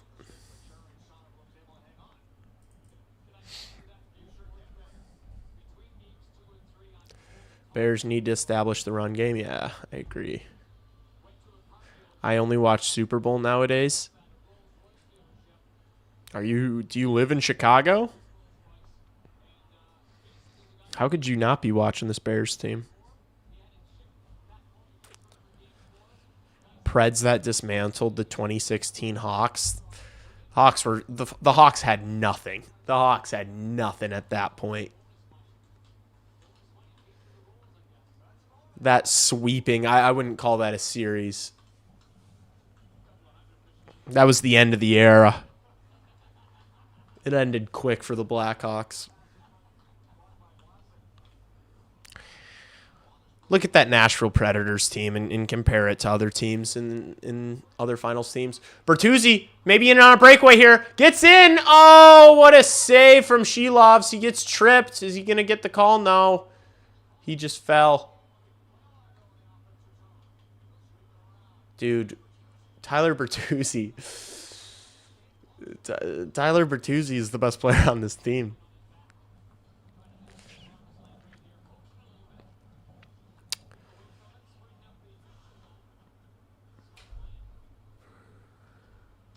Okay, so I love when I have multiple screens, things going on in front of me, but you have multiple things is stressing me out.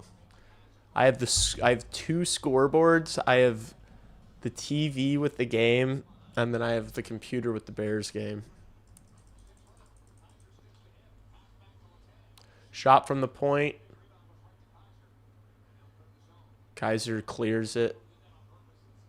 Doesn't go for icing. Just under 2 minutes left in the second. Preds in the community. I'm a predator in the community.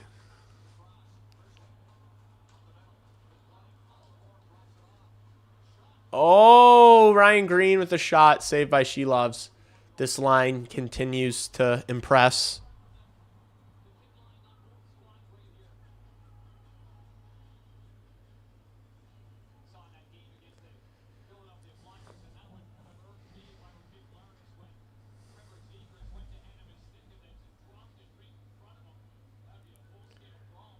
Dude, Alex Vlasic is turning into an offensive weapon, and I'm so here for it. He got that puck and was immediately looking for Tyler Bertuzzi.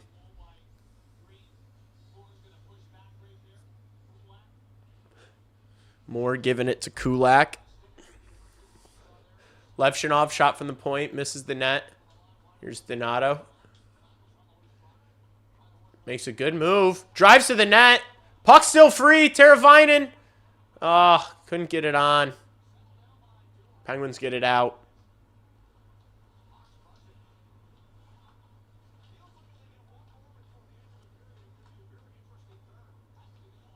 Oh my gosh.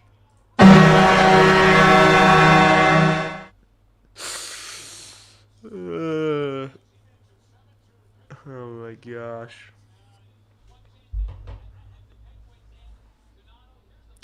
I gotta tweet something out.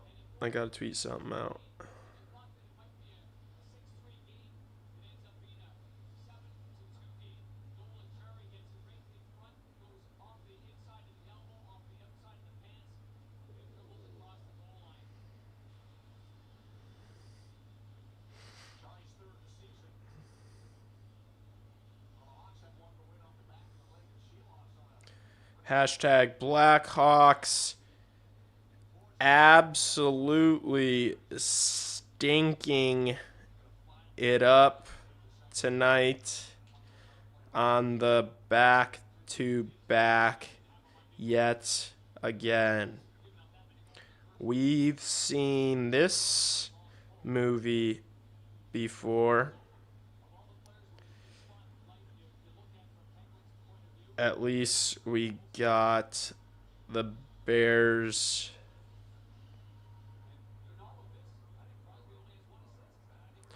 I'm going to say thank God we've got the Bears to watch right now. Yes, I'm still streaming. Post. And all the shit talkers are going to flood my mentions, and I don't care. Because this game means nothing to me. It means nothing to me because I know that once we get 98 back, we're going to start ripping off wins. Chat. Because that's what happens when you get a top 5 offensive player in the world back in your lineup. You start winning games.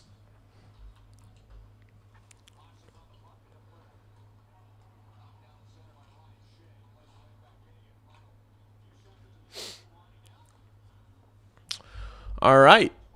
That'll do it for the second period. The Blackhawks are down 7-2. Here's what they need to do to climb back into this one.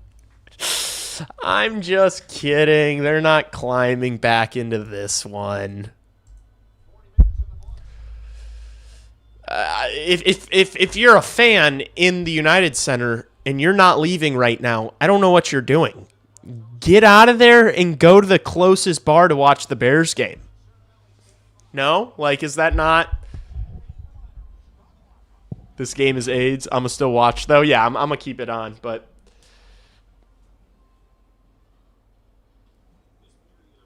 but we got Bears football. Wait, what just happened on that? Did Niners just punt?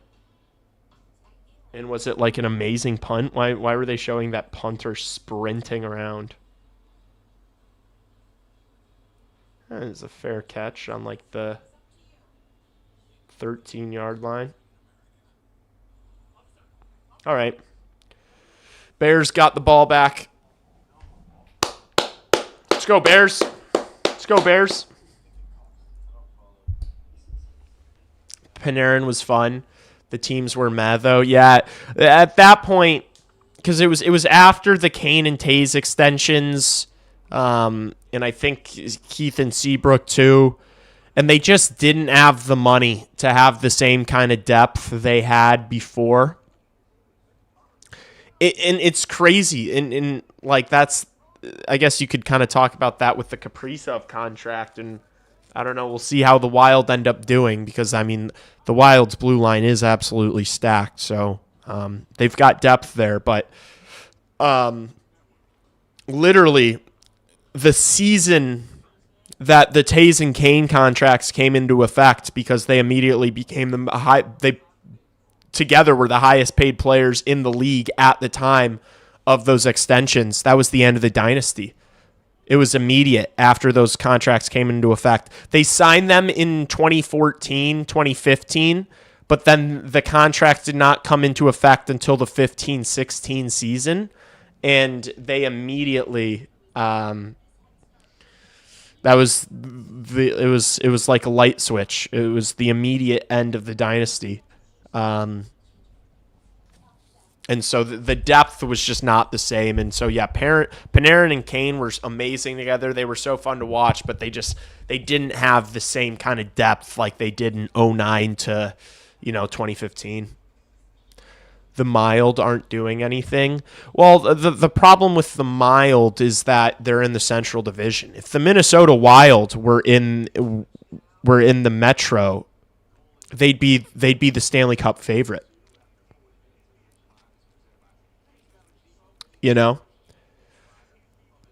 Like, I really do think that if the Minnesota Wild were in the Metropolitan Division, they would have the best odds on the sportsbook to win the Stanley Cup.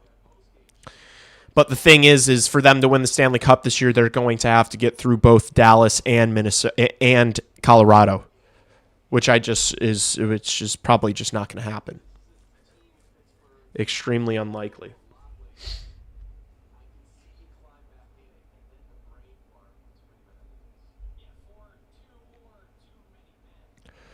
I actually haven't checked at recent odds to win the Stanley Cup. Dude, there's an Avalanche bet. That's crazy. Okay, so the Avs have the best chance to win the Stanley Cup at plus 300.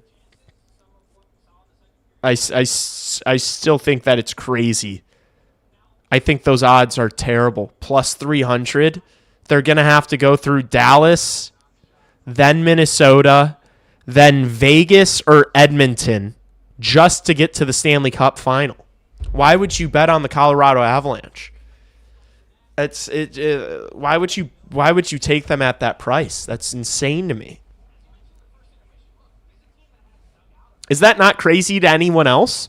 Why would you bet on the Avalanche? They literally will have yes, they are undeniably the best team in the league, but they have the toughest path.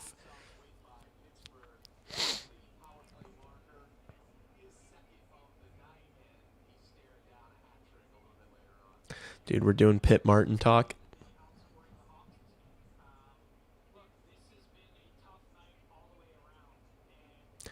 I like having Bedard instead of DeBrincat, but I'm a Hawks meatball. Yeah, obviously, of course. Bears go 3-and-out. Fuck, I wasn't paying attention. I was too busy looking at the NHL standings.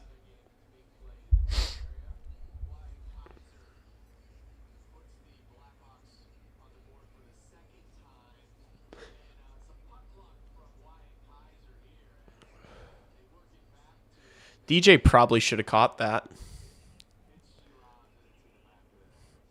Phil Esposito and Bobby Hull would have won more cups. Ed Belfour was overrated because he was crazy Eddie.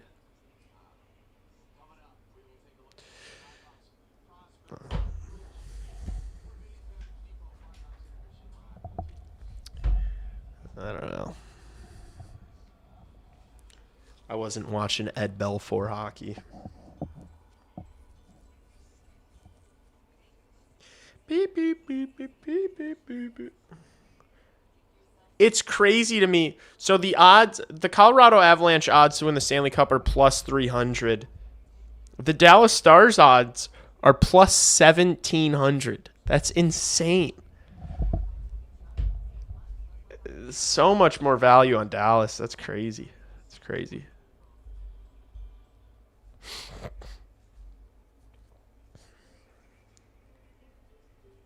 Wow, McCaffrey. Oh my goodness. Oh my goodness, McCaffrey. Oh my goodness, McCaffrey. Oh, he's so good. McCaffrey is such a dog. The White Hope, they call him.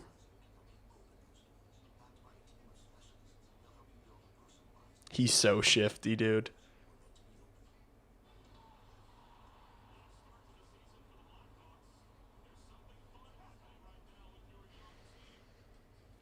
Any word on Bedsy or Nazar's returns? No, I think we're still waiting on the Bedard MRI thing. Or not an MRI or whatever. The reevaluation. I don't think we know anything yet. I don't know anything.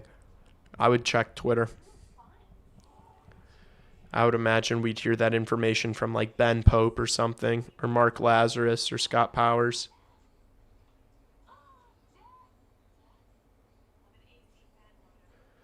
Dude, oh my gosh, Jalen Johnson just took Nishawn Wright out of the game. Oh my gosh, Jalen Johnson just went helmet to helmet with Nishawn Wright. What a nightmare.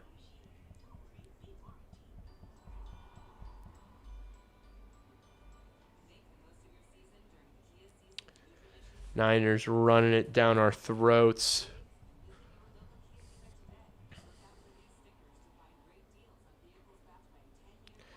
San Francisco would be a shell of a team if it weren't for McCaffrey. Well, I mean, if my grandma had wheels, she'd be a bicycle. If the Chicago Blackhawks didn't have Connor Bedard, they'd be a shell of a team. As we're seeing, 7-2. Hawks need to fire someone for this. Stop. Why? Brock Purdy scores. Touchdown, San Fran.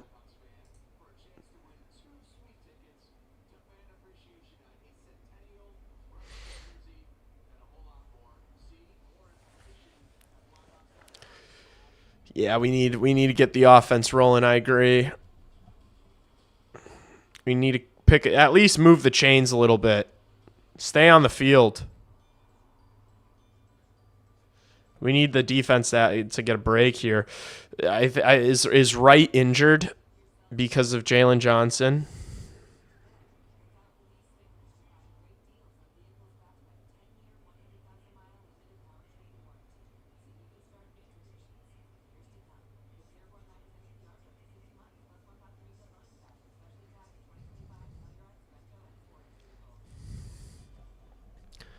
I think the Mild may win the cup soon.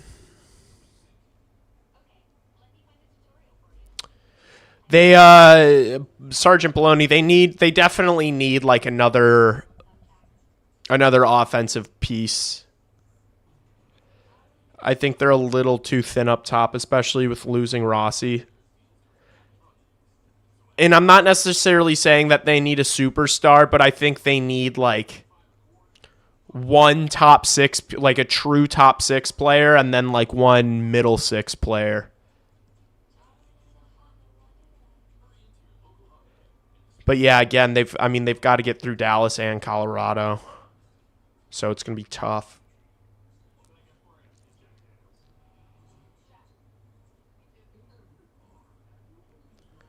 Nishawn got a concussion. Oh my gosh. Fuck, man. Well, just hopefully he's able to go for the first round. Hopefully he's ready for the first round. Couple weeks. That sucks. And it was Jalen Johnson too, who fucking murdered him trying to hit McCaffrey there. That's pretty brutal.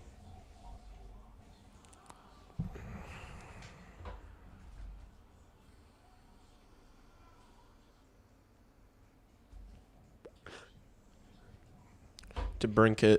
Yeah, but I don't think anybody in their right minds think that Alex DeBrincat would be the guy that's going to lead a team to the Stanley Cup. Like, I think the Detroit Red Wings were really, like, they never thought that, like, Cat and Kane were going to be the guys that were going to win them anything. They were hoping that, you know, the young players would become stars, and then, like, that mix of talent would be enough. Oh my gosh, who is that? Let's Lindsey Vonn.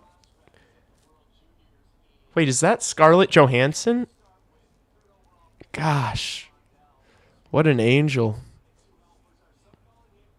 Who was talking to Lindsey Vonn in that Bears commercial chat? Was that Scarlett Johansson?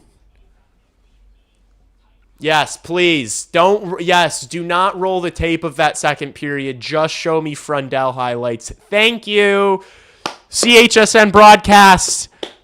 You get a rare compliment for Lee. You get a rare compliment from me. Good job. This is what we want to see. Don't show that second period to us. Show us the good stuff. Show us the prospects. This is what we want, chat. Oink, oink, oink. We're piggies for our prospects. Give us our prospect slop. Yes, now Vaclav the Great. Well done, CHSN. If they show me Spellacy hitting people and forechecking after this, I'm about to bust. Dude, that no-look power play goal he scored yesterday was sickening.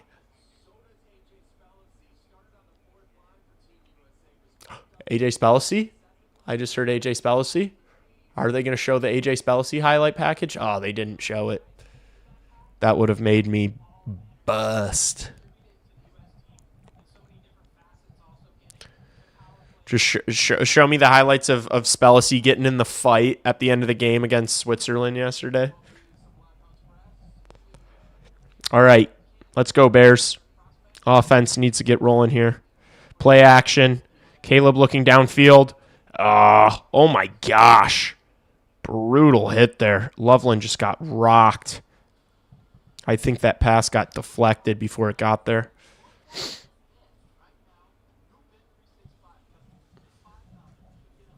Oink, oink, oink, oink, oink, oink, oink, oink, oink. Oh my gosh. Loveland got blindsided. Oh, that one's got to hurt. I'll take DeBrincat back on a trade. What are you giving up for Alex DeBrincat? So this is what I love when people like criticize. Let's go first down, Luther Burden. When people criticize Kyle Davidson, you want to trade. You trade for Alex DeBrincat. Sergeant Baloney, I don't want to hear you comment another thing until you tell me what you would trade for Alex DeBrincat.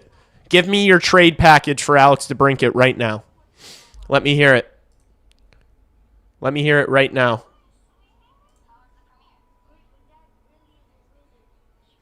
I want to hear it.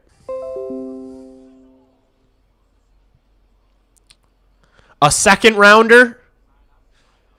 You think I'm trading Alex DeBrincat for a second rounder? No. Not taking that. Let's go. Another first down. Little shovel pass to Cole Kmet. Picks up yards after the catch. Big.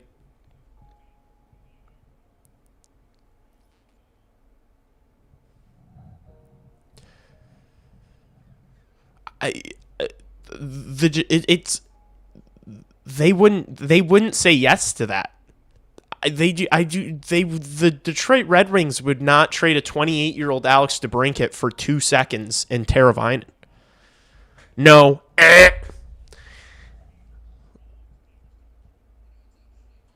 I'm saying no to that.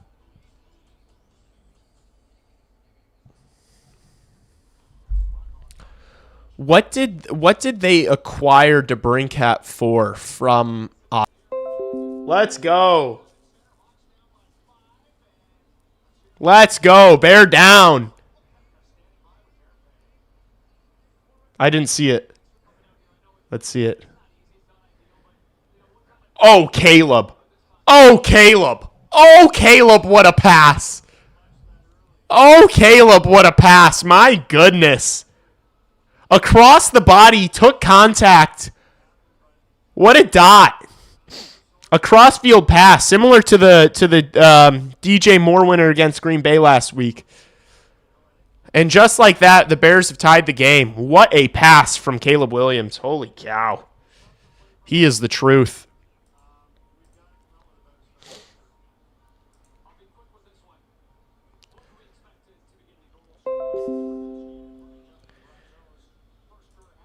And then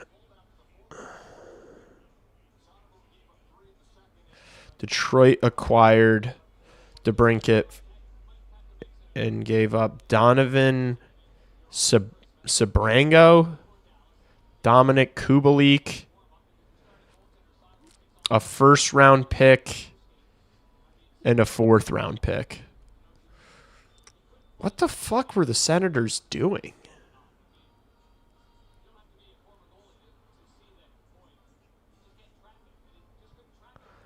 What were they cooking? Why did the Senators do that?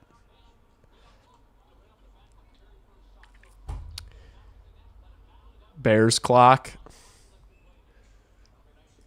The Hawks are back underway. Oh my gosh. Do you guys want me to still talk about the Blackhawks? Do you guys want me to talk? Oh, and now the Hawks clock isn't working.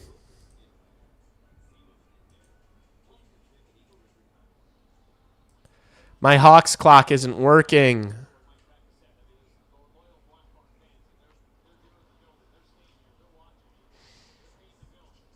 Yeah, no, I don't know if Steven Stamkos is that would be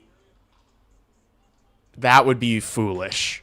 If you traded a young piece or two for Steven Stamkos, I think that could be the dumbest thing you could ever do. My Hawks clock isn't working, chat. Is my football clock working?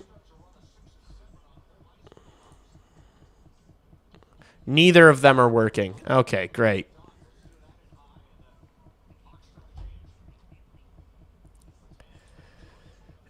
And this thing was... I figured it out last time, but it took me so long, and I'm worried that I'm not going to be able to figure it out now.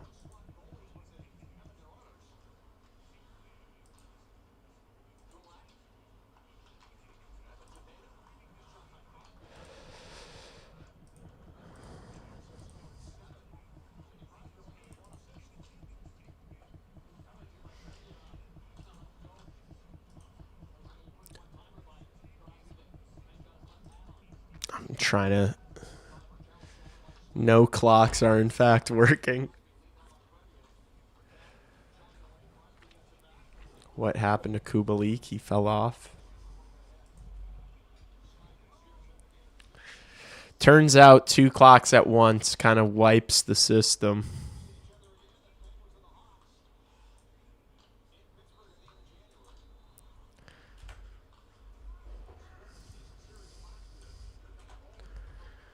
All right, oof, good chance.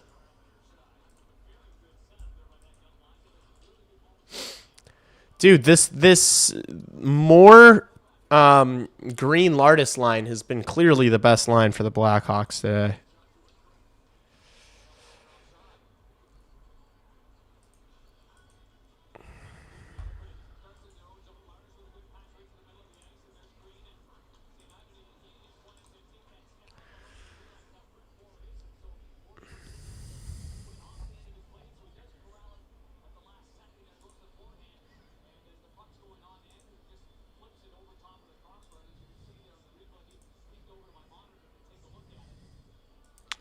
I'm working on the clock, chat.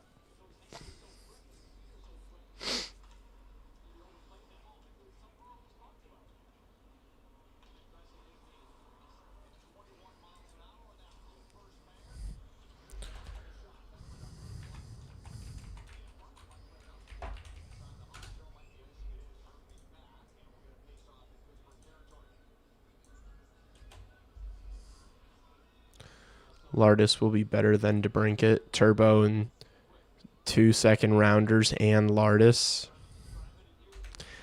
How about just like our late first-round pick? How about the Florida first-rounder? I'd give up the Florida first-rounder for him.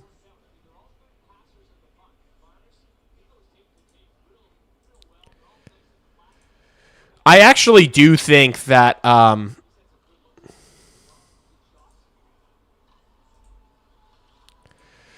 that he should be trading picks outside of that, outside of our own pick.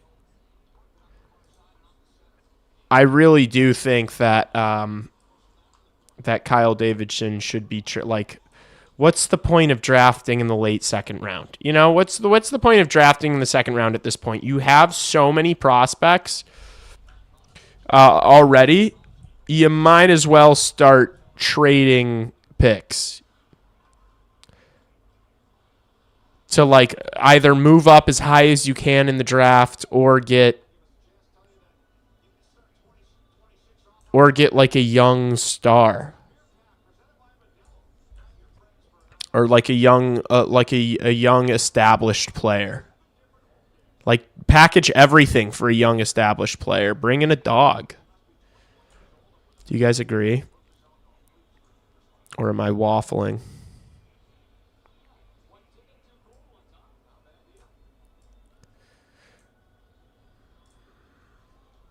All right. Took me a couple minutes, but we're back. We got it. I got it figured out. You guys know I'm a computer genius. You guys know I am. Like, I package all the picks you have in this draft to move up 4 spots in the first round. Who says no?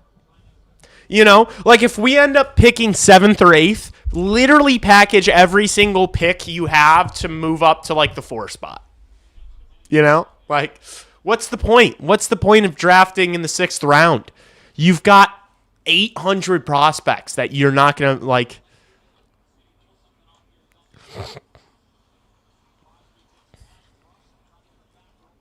Jason Robertson. Dude, like, yeah, I would unload the clip for Jason Robertson. But, like, draft capital. Like, I don't want to give up fucking Frank Nazar for Jason Robertson. But, honestly, Jason Robertson's not a center. You know? He's not. I know people are low on Frank Nazar right now, but he is the second-line center of the future. And whether you agree with that or not, it's just the truth. And so that's why it's not just because I'm wearing his jersey right now and I'm, you know, and because he's my favorite player on the team. It's just the fact of the matter is that this organization is planning on him being the second-line center for this group. And I don't want to trade that. But, like, I would trade Nick Lardis. I would trade Roman Kanserov. Couple of wingers. Like, I would trade those guys. Moving from 7 to 2 would be better. Lebowski. Empty the clip to move from 7 to 2. If you pick at 2, you're guaranteed McKenna or Stenberg. Although I really don't like that. Did you guys see Ben Pope was replying to someone saying that if like the Blackhawks had the first pick, they wouldn't take McKenna? I don't love seeing that. That makes me nervous.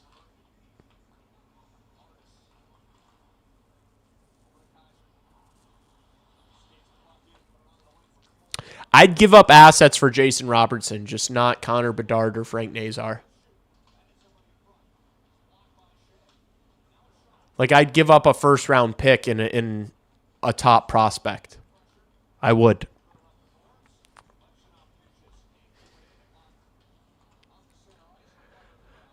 But, like, I think Dallas, there's no way, like, he's been so good this year for them. Dallas can't, right? Dallas can't trade him. They can't afford to not re-sign him.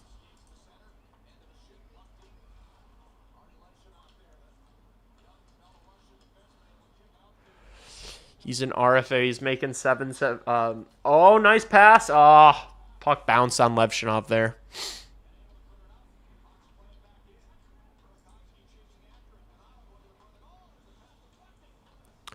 You trade Kanserov and Lardis for Robertson? Probably. Yes. I do think so. I do think I would. Yeah. Yeah, I think I would. And the reason why I say yes to that is because I see this team healthy at the start of the year. We're like a low-level playoff quality team. You add Jason Robertson into the mix, and into this specific, like you, not even accounting for the rest of the prospects that are going to come into the fold over the next year or two, like not even accounting for those guys, you add Jason Robertson into this team, and it's a playoff team. Yeah, like without question, it's a playoff team. So. And then you still have Neshersil and West and Frundell, you know? And you still got guys like Vanacker who are going to be like middle to bottom six. And you still got more. And nice. Alex Vlasic just drew a penalty.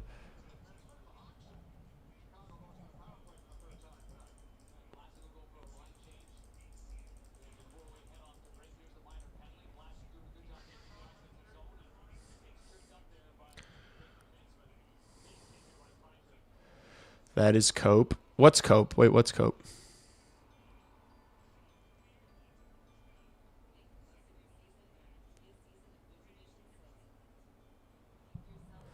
That's another top sixer with skating issues like Bert. Who? Jason Robertson? Jason Robertson's one of the best scorers in the National.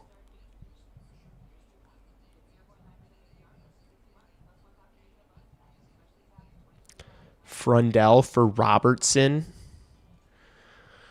I don't know if Dallas would take that trade. I don't know, and I don't think Chicago would. I don't think either team would want to make that trade because Anton Frundell does have superstar potential. Like Anton Frundell has like superstar power forward, like total made for the playoff type player potential. And so I don't know if you want to roll the dice with that. The thing about like if you trade Kanserov or Lardis, you're rolling the dice. But I don't know if their upside is as high as Anton Frundell's. Christian McCaffrey just scored.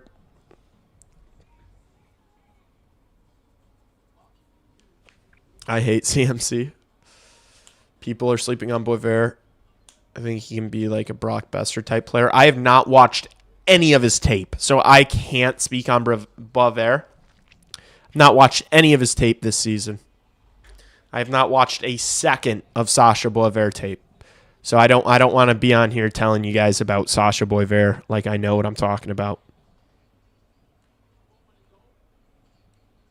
Sargent said Hawks' pick of Korchinski and Lev were looking bad. So I said that was Cope. Yeah, I don't think like the Levshinov thing like makes sense already. Like I really don't think he's even scratched the surface of his potential, and it already makes sense. Like a big, powerful right-hand defenseman that can skate. And thank you, Jeff Blashill, for putting this unit out first. Here's Doc. Let's be quiet here. Let's see if Lardis can get a 1-tee off. Grizzlick, you're the only, out of the 5 players on the ice, Matt Grizzlick, you're the only one I don't want to see take a shot And it's nothing personal. It's not that you're like the worst guy out on the ice. It's just I want to see the other 4 players on the ice shoot the puck before I want to see you shoot the puck. No disrespect. And it gets blown dead for offsides as they try entering the zone.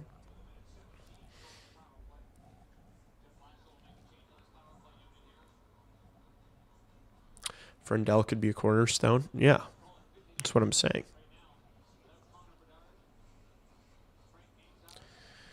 Yeah, but his draft tape in the USHL is very like that's 2 years ago. You know, like how has he been doing now at BU? Like hasn't he struggled a little bit?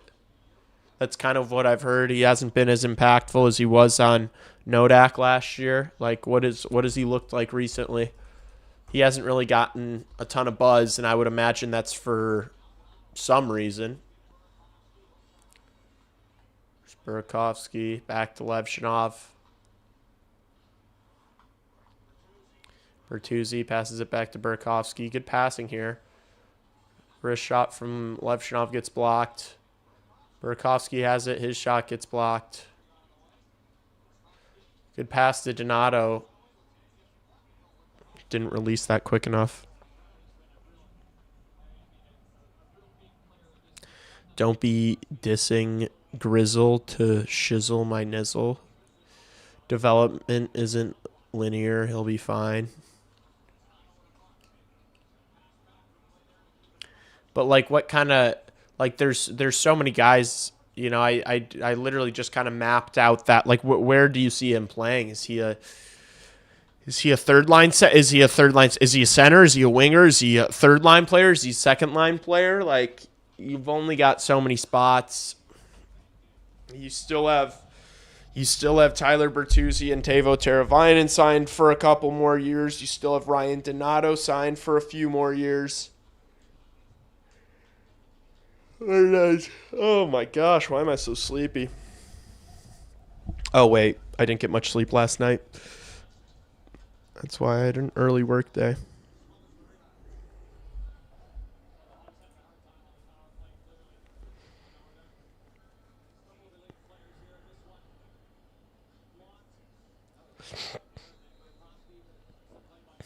Third line scoring winger on a great team, probably.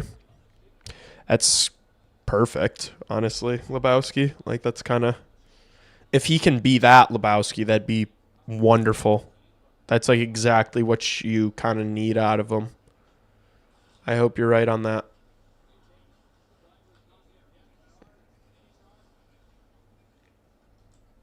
I should make a Boisvert tape review. I haven't made a tape review in a minute because they suck to make. They take so long.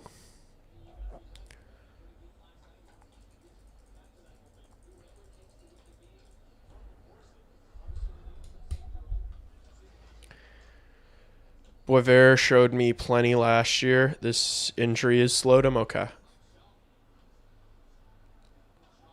Is he going to be ready after this season, though? Like, do you guys think he's going to, like... Do you think it'll be like Moore and Rinzel last year? Like, do you think he'll play maybe like 8 or 9 games at the end of the season? Or is he going to play another year in college? What do you guys think? First down for Kai Manungai. He is such a little muscle hamster. He's just a little fucking bowling ball out there. I love him.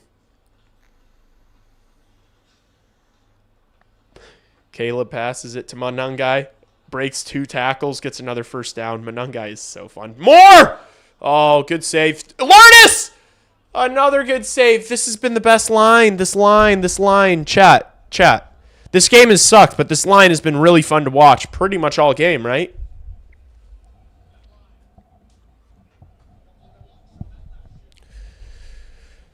Like, thank God we've had this line to watch.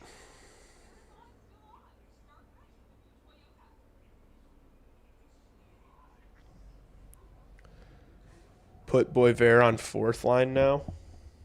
Like right now, you mean? I think Williams has got his swagger back. Yeah, dude, Williams is dog. Bomb! Oh my gosh, he finds Loveland for a 40-yard bomb. Hopefully this does not get called back for a holding call. There is a flag on the play. What is it for?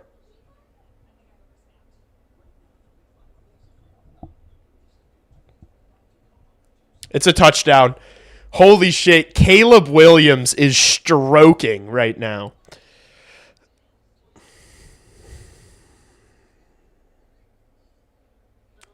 Oh my gosh.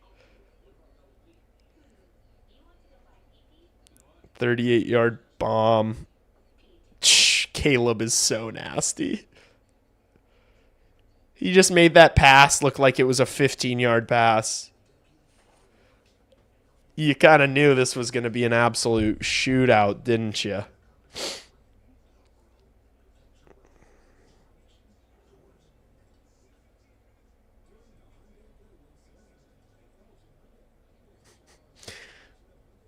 My friend just texted this Bears game is on pace to beat NFL scoring record.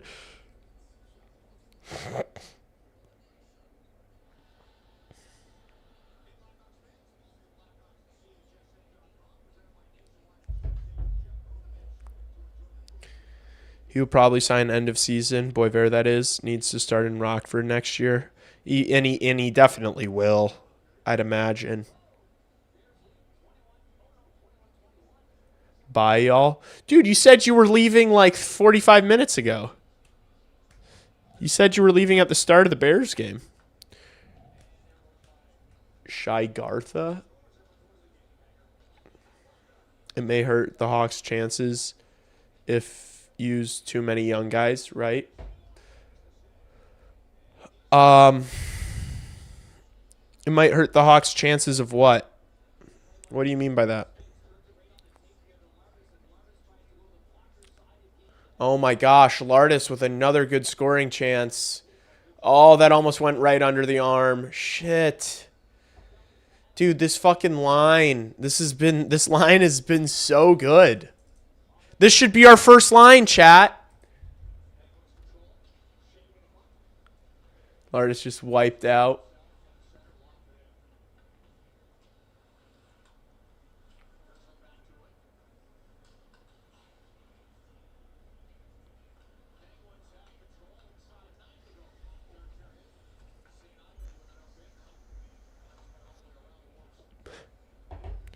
I'm being a smartass. Oh. Boyver's in college. They can't just call him up right now. I'd assume you're talking to somebody in chat.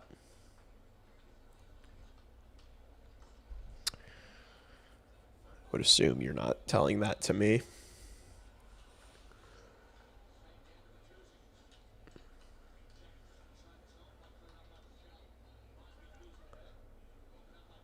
Vlasic to Crevier.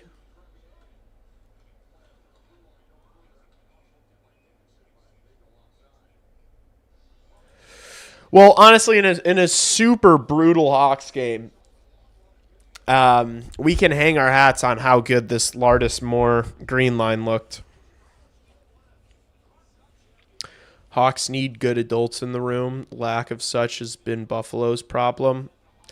Brother, the Buffalo Sabres had Sam Reinhart and Jack Eichel. I don't think it was the lack of good adults. The Buffalo Sabres could never put together a coherent team, and it was just like voodoo. It's like the same thing as the Chicago Bears for the past 35 years. It's the same shit. It's like it's rotten to the core in Buffalo. I really do not think that you should try to take anything away from the Buffalo Sabres. I think that is a very bad benchmark to use. I think if you're using Buffalo Sabres as your benchmark for literally any sort of argument or any sort of model, you're shooting yourself in the foot.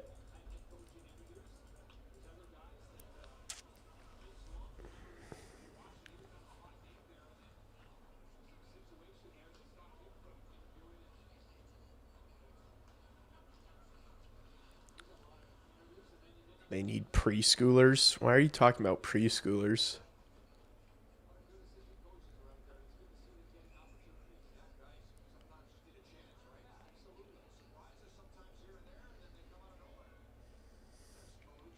They needed a Fliggy or two. I don't think a Fliggy or two would have saved the Buffalo Sabres, brother. I really don't. I don't think a veteran fourth line player would have saved the Buffalo Sabres. Go ahead and watch. Go ahead and ask those fans. Say, do you guys think if you had, when the owner of your team and the general manager was not allowing your superstar that you drafted second overall in Jack Eichel to get a back surgery he wanted, do you think that maybe a couple of veterans in the locker room would have saved your franchise? Go ahead and ask some Buffalo Sabres fans that and let me know what they tell you. It's a big sack. Austin Booker, let's go. Massive loss of yards for San Fran. Burakovsky, nice move. Kaiser, good pass. Another good pass. Murphy, bomb. Misses. That was a good pass from Teravainen.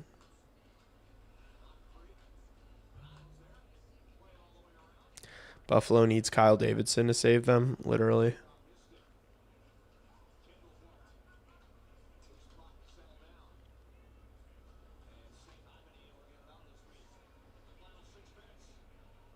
Buffalo needed 12 Bedards, 6 Levs, and 2 Knights to win. They probably still wouldn't have.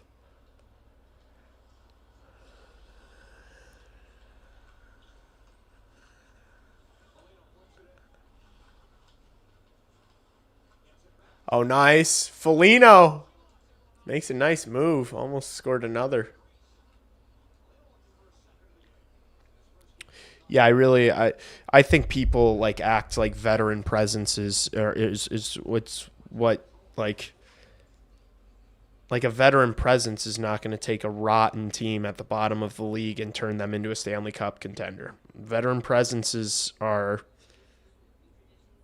important, but they're not make or break. They're really not.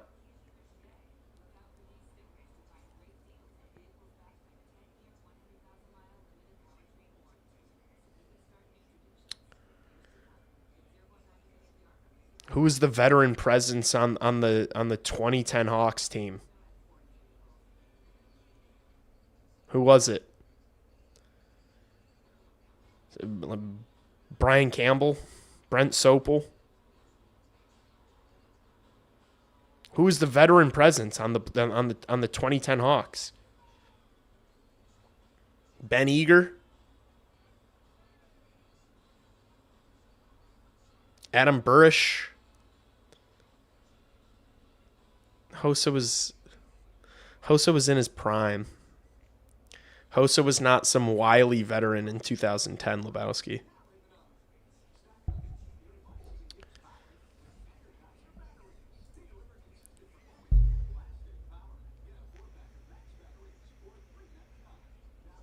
Yeah, veterans aren't as important now because the game is so fast that having a Nick Foligno on your team would be a detriment in playoff hockey. It just would. Nick Foligno would not help you win a playoff series. He just wouldn't. He would be a liability.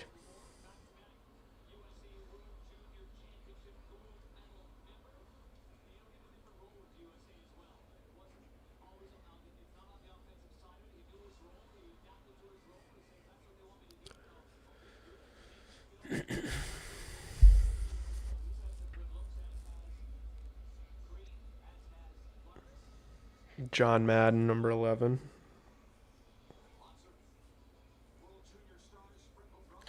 Hanzus wasn't there in 2010. Hanzus was there in 2013, if I remember correctly, not 2010.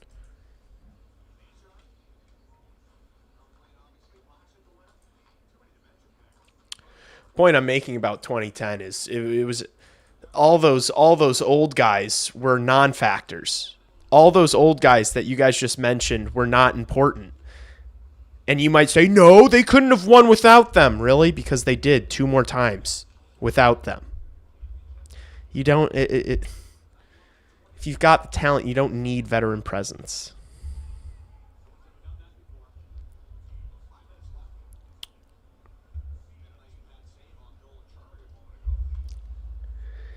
Like, the Blackhawks didn't win the Stanley Cup in 2010 because of John Madden. You pick up John Madden, he was a good ad, but whoever else you were going to add, you could have added a 26-year-old player, and you probably were going to get the same result. That 2010 team was better than everyone. They swept the Sharks in the Western Conference Finals and took care of the Flyers in what, 6? Like, John Madden did good dirty work, but not unreplaceable. Exactly. So that's when I get that's why I get so frustrated when people like to. We need veteran presence. We need a physical, like, that doesn't, guys. That's not a needle mover. It's never a needle mover. It's like, yeah, maybe you want that on your fourth line. Maybe you want that on your fourth line and a guy on your third pair, like a veteran who's physical. Sure, those are normally traits you look for on your fourth line or your third pairing, but they're not. That's not what's going to make or break a Stanley Cup team. I'm just like, that's just the truth. You need good players. You need good players in their primes. You need elite talent playing their best hockey. You don't need veterans.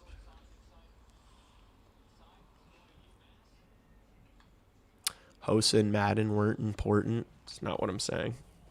And Marian Hossa, how old was Marian Hossa in 2010?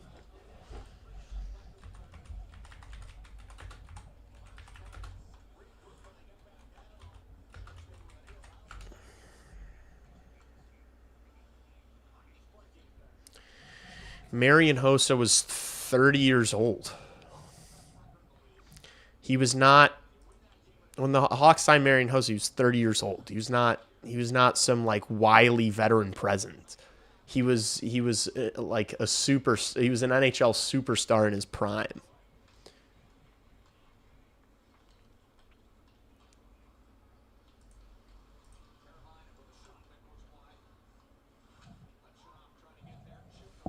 He was 30, 31. He's 46 years old right now. It was 15 years ago. It was almost 16 years ago. No, he was 30. His birthday is January 12th, 1979.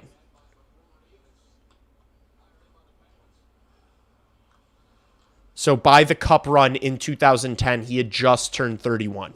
He was 30 when they signed him. Interception! Bears interception in the end zone. Let's fucking go. Hopefully the flag's on the offense and not the defense. Holy shit, dude. This defense just gets so many takeaways.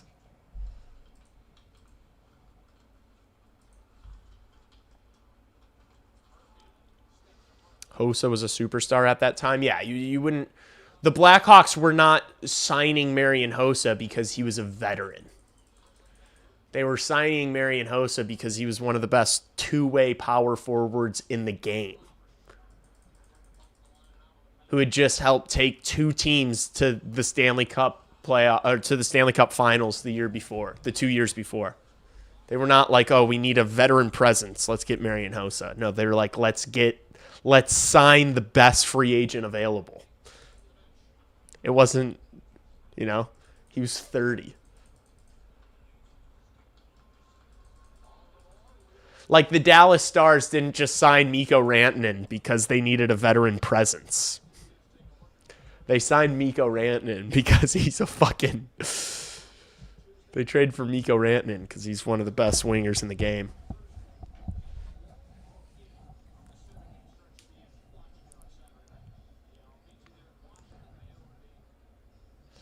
Of course, Brock Purdy throws a pick.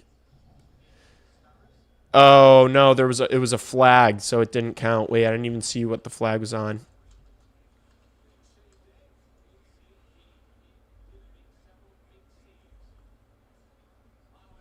That sucked. Well, bend don't break here. Hold them to a field goal. Because the offense feels like it's not going to get stopped. I don't know if the Niners are going to be able to stop Caleb right now. Let's see if we can get one more chance from this kid line. Oliver Moore, great play to Ryan Green, who snaps in the slot. So unlucky that that line didn't score tonight. I guess they were on the ice for the Kaiser goal. They created so many chances tonight. That was a real positive. That was a real positive.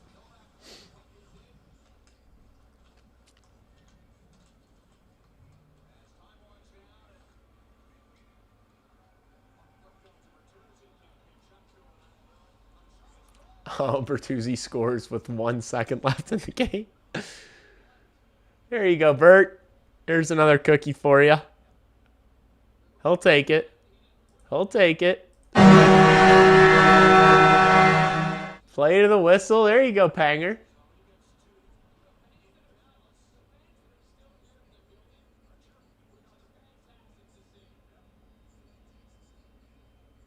Does it count? Yeah, there you go. Attaboy, Bert. Oh, and Purdy scored a touchdown. Great.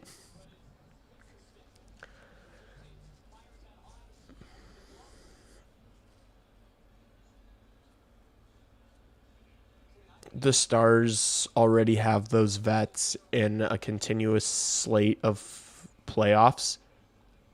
They're consistently getting to the playoffs, not because of the veterans, but because they have Wyatt Johnston, Jason, because they're completely stacked. It's not like they're probably not going to have Jamie Benn next year, and it's not going to make a difference.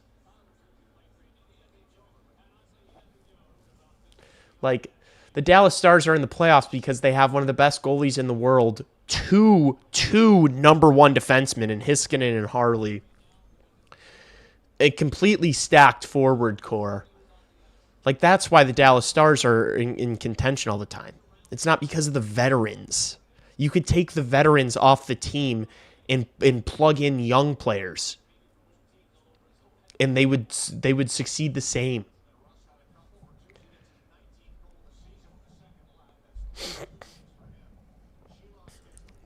All right. Well, not the game we wanted, but very positive to see the way the Lardis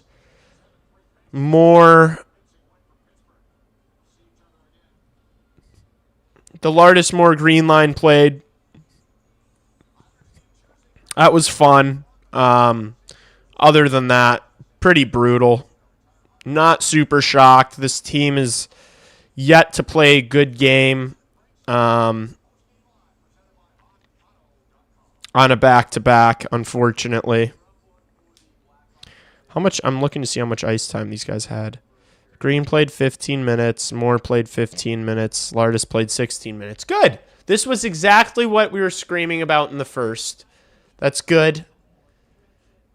Jeff Blashill took his head out of his ass and realized this is the only line creating offense, and he played him. And he played him a bunch.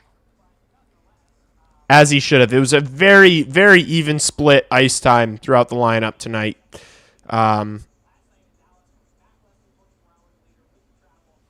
Yeah, that sucked, but it is what it is.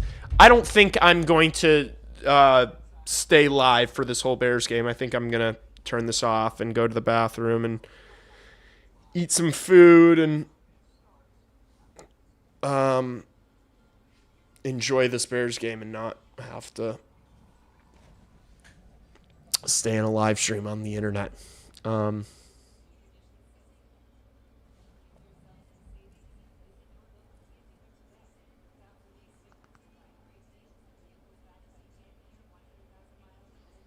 Your insecure quips are bogus.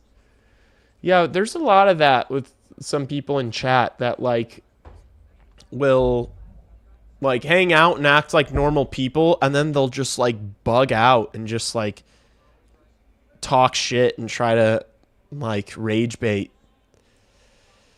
It's very strange. It's very strange. It's bipolar, weird Zoomer shit.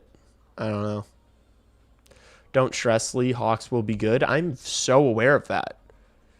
I think the Blackhawks are going to finish just outside the playoffs this year. I'm literally the most optimistic person talking about the Chicago Blackhawks right now. I haven't been watching CHGO at all, but I would imagine that those guys, I would imagine those guys are talking about trades and stuff too. Like, I don't know what they're talking about because I haven't watched them, but I would imagine that those guys aren't even being as positive as I am, and they literally have connections with the team. So, I think I know. I think I'm very I'm chilling. I'm not tweaked about this. You don't want to get pumped 7-2 like that, or 7-3. That sucks. You know, you don't want fans, you know, new fans going to games and like maybe that's their first experience at a Hawks game. You don't want that. But at the end of the day, you're without Bedard and Nazar and Mikheyev, you know, a team that is already thin on talent. You're out 3 pretty important players. You're, you know, you're not going to do well most nights. So,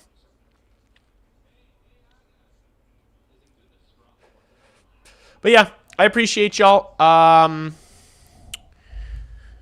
When's the next game? Is it Tuesday? I'm sure it's Tuesday.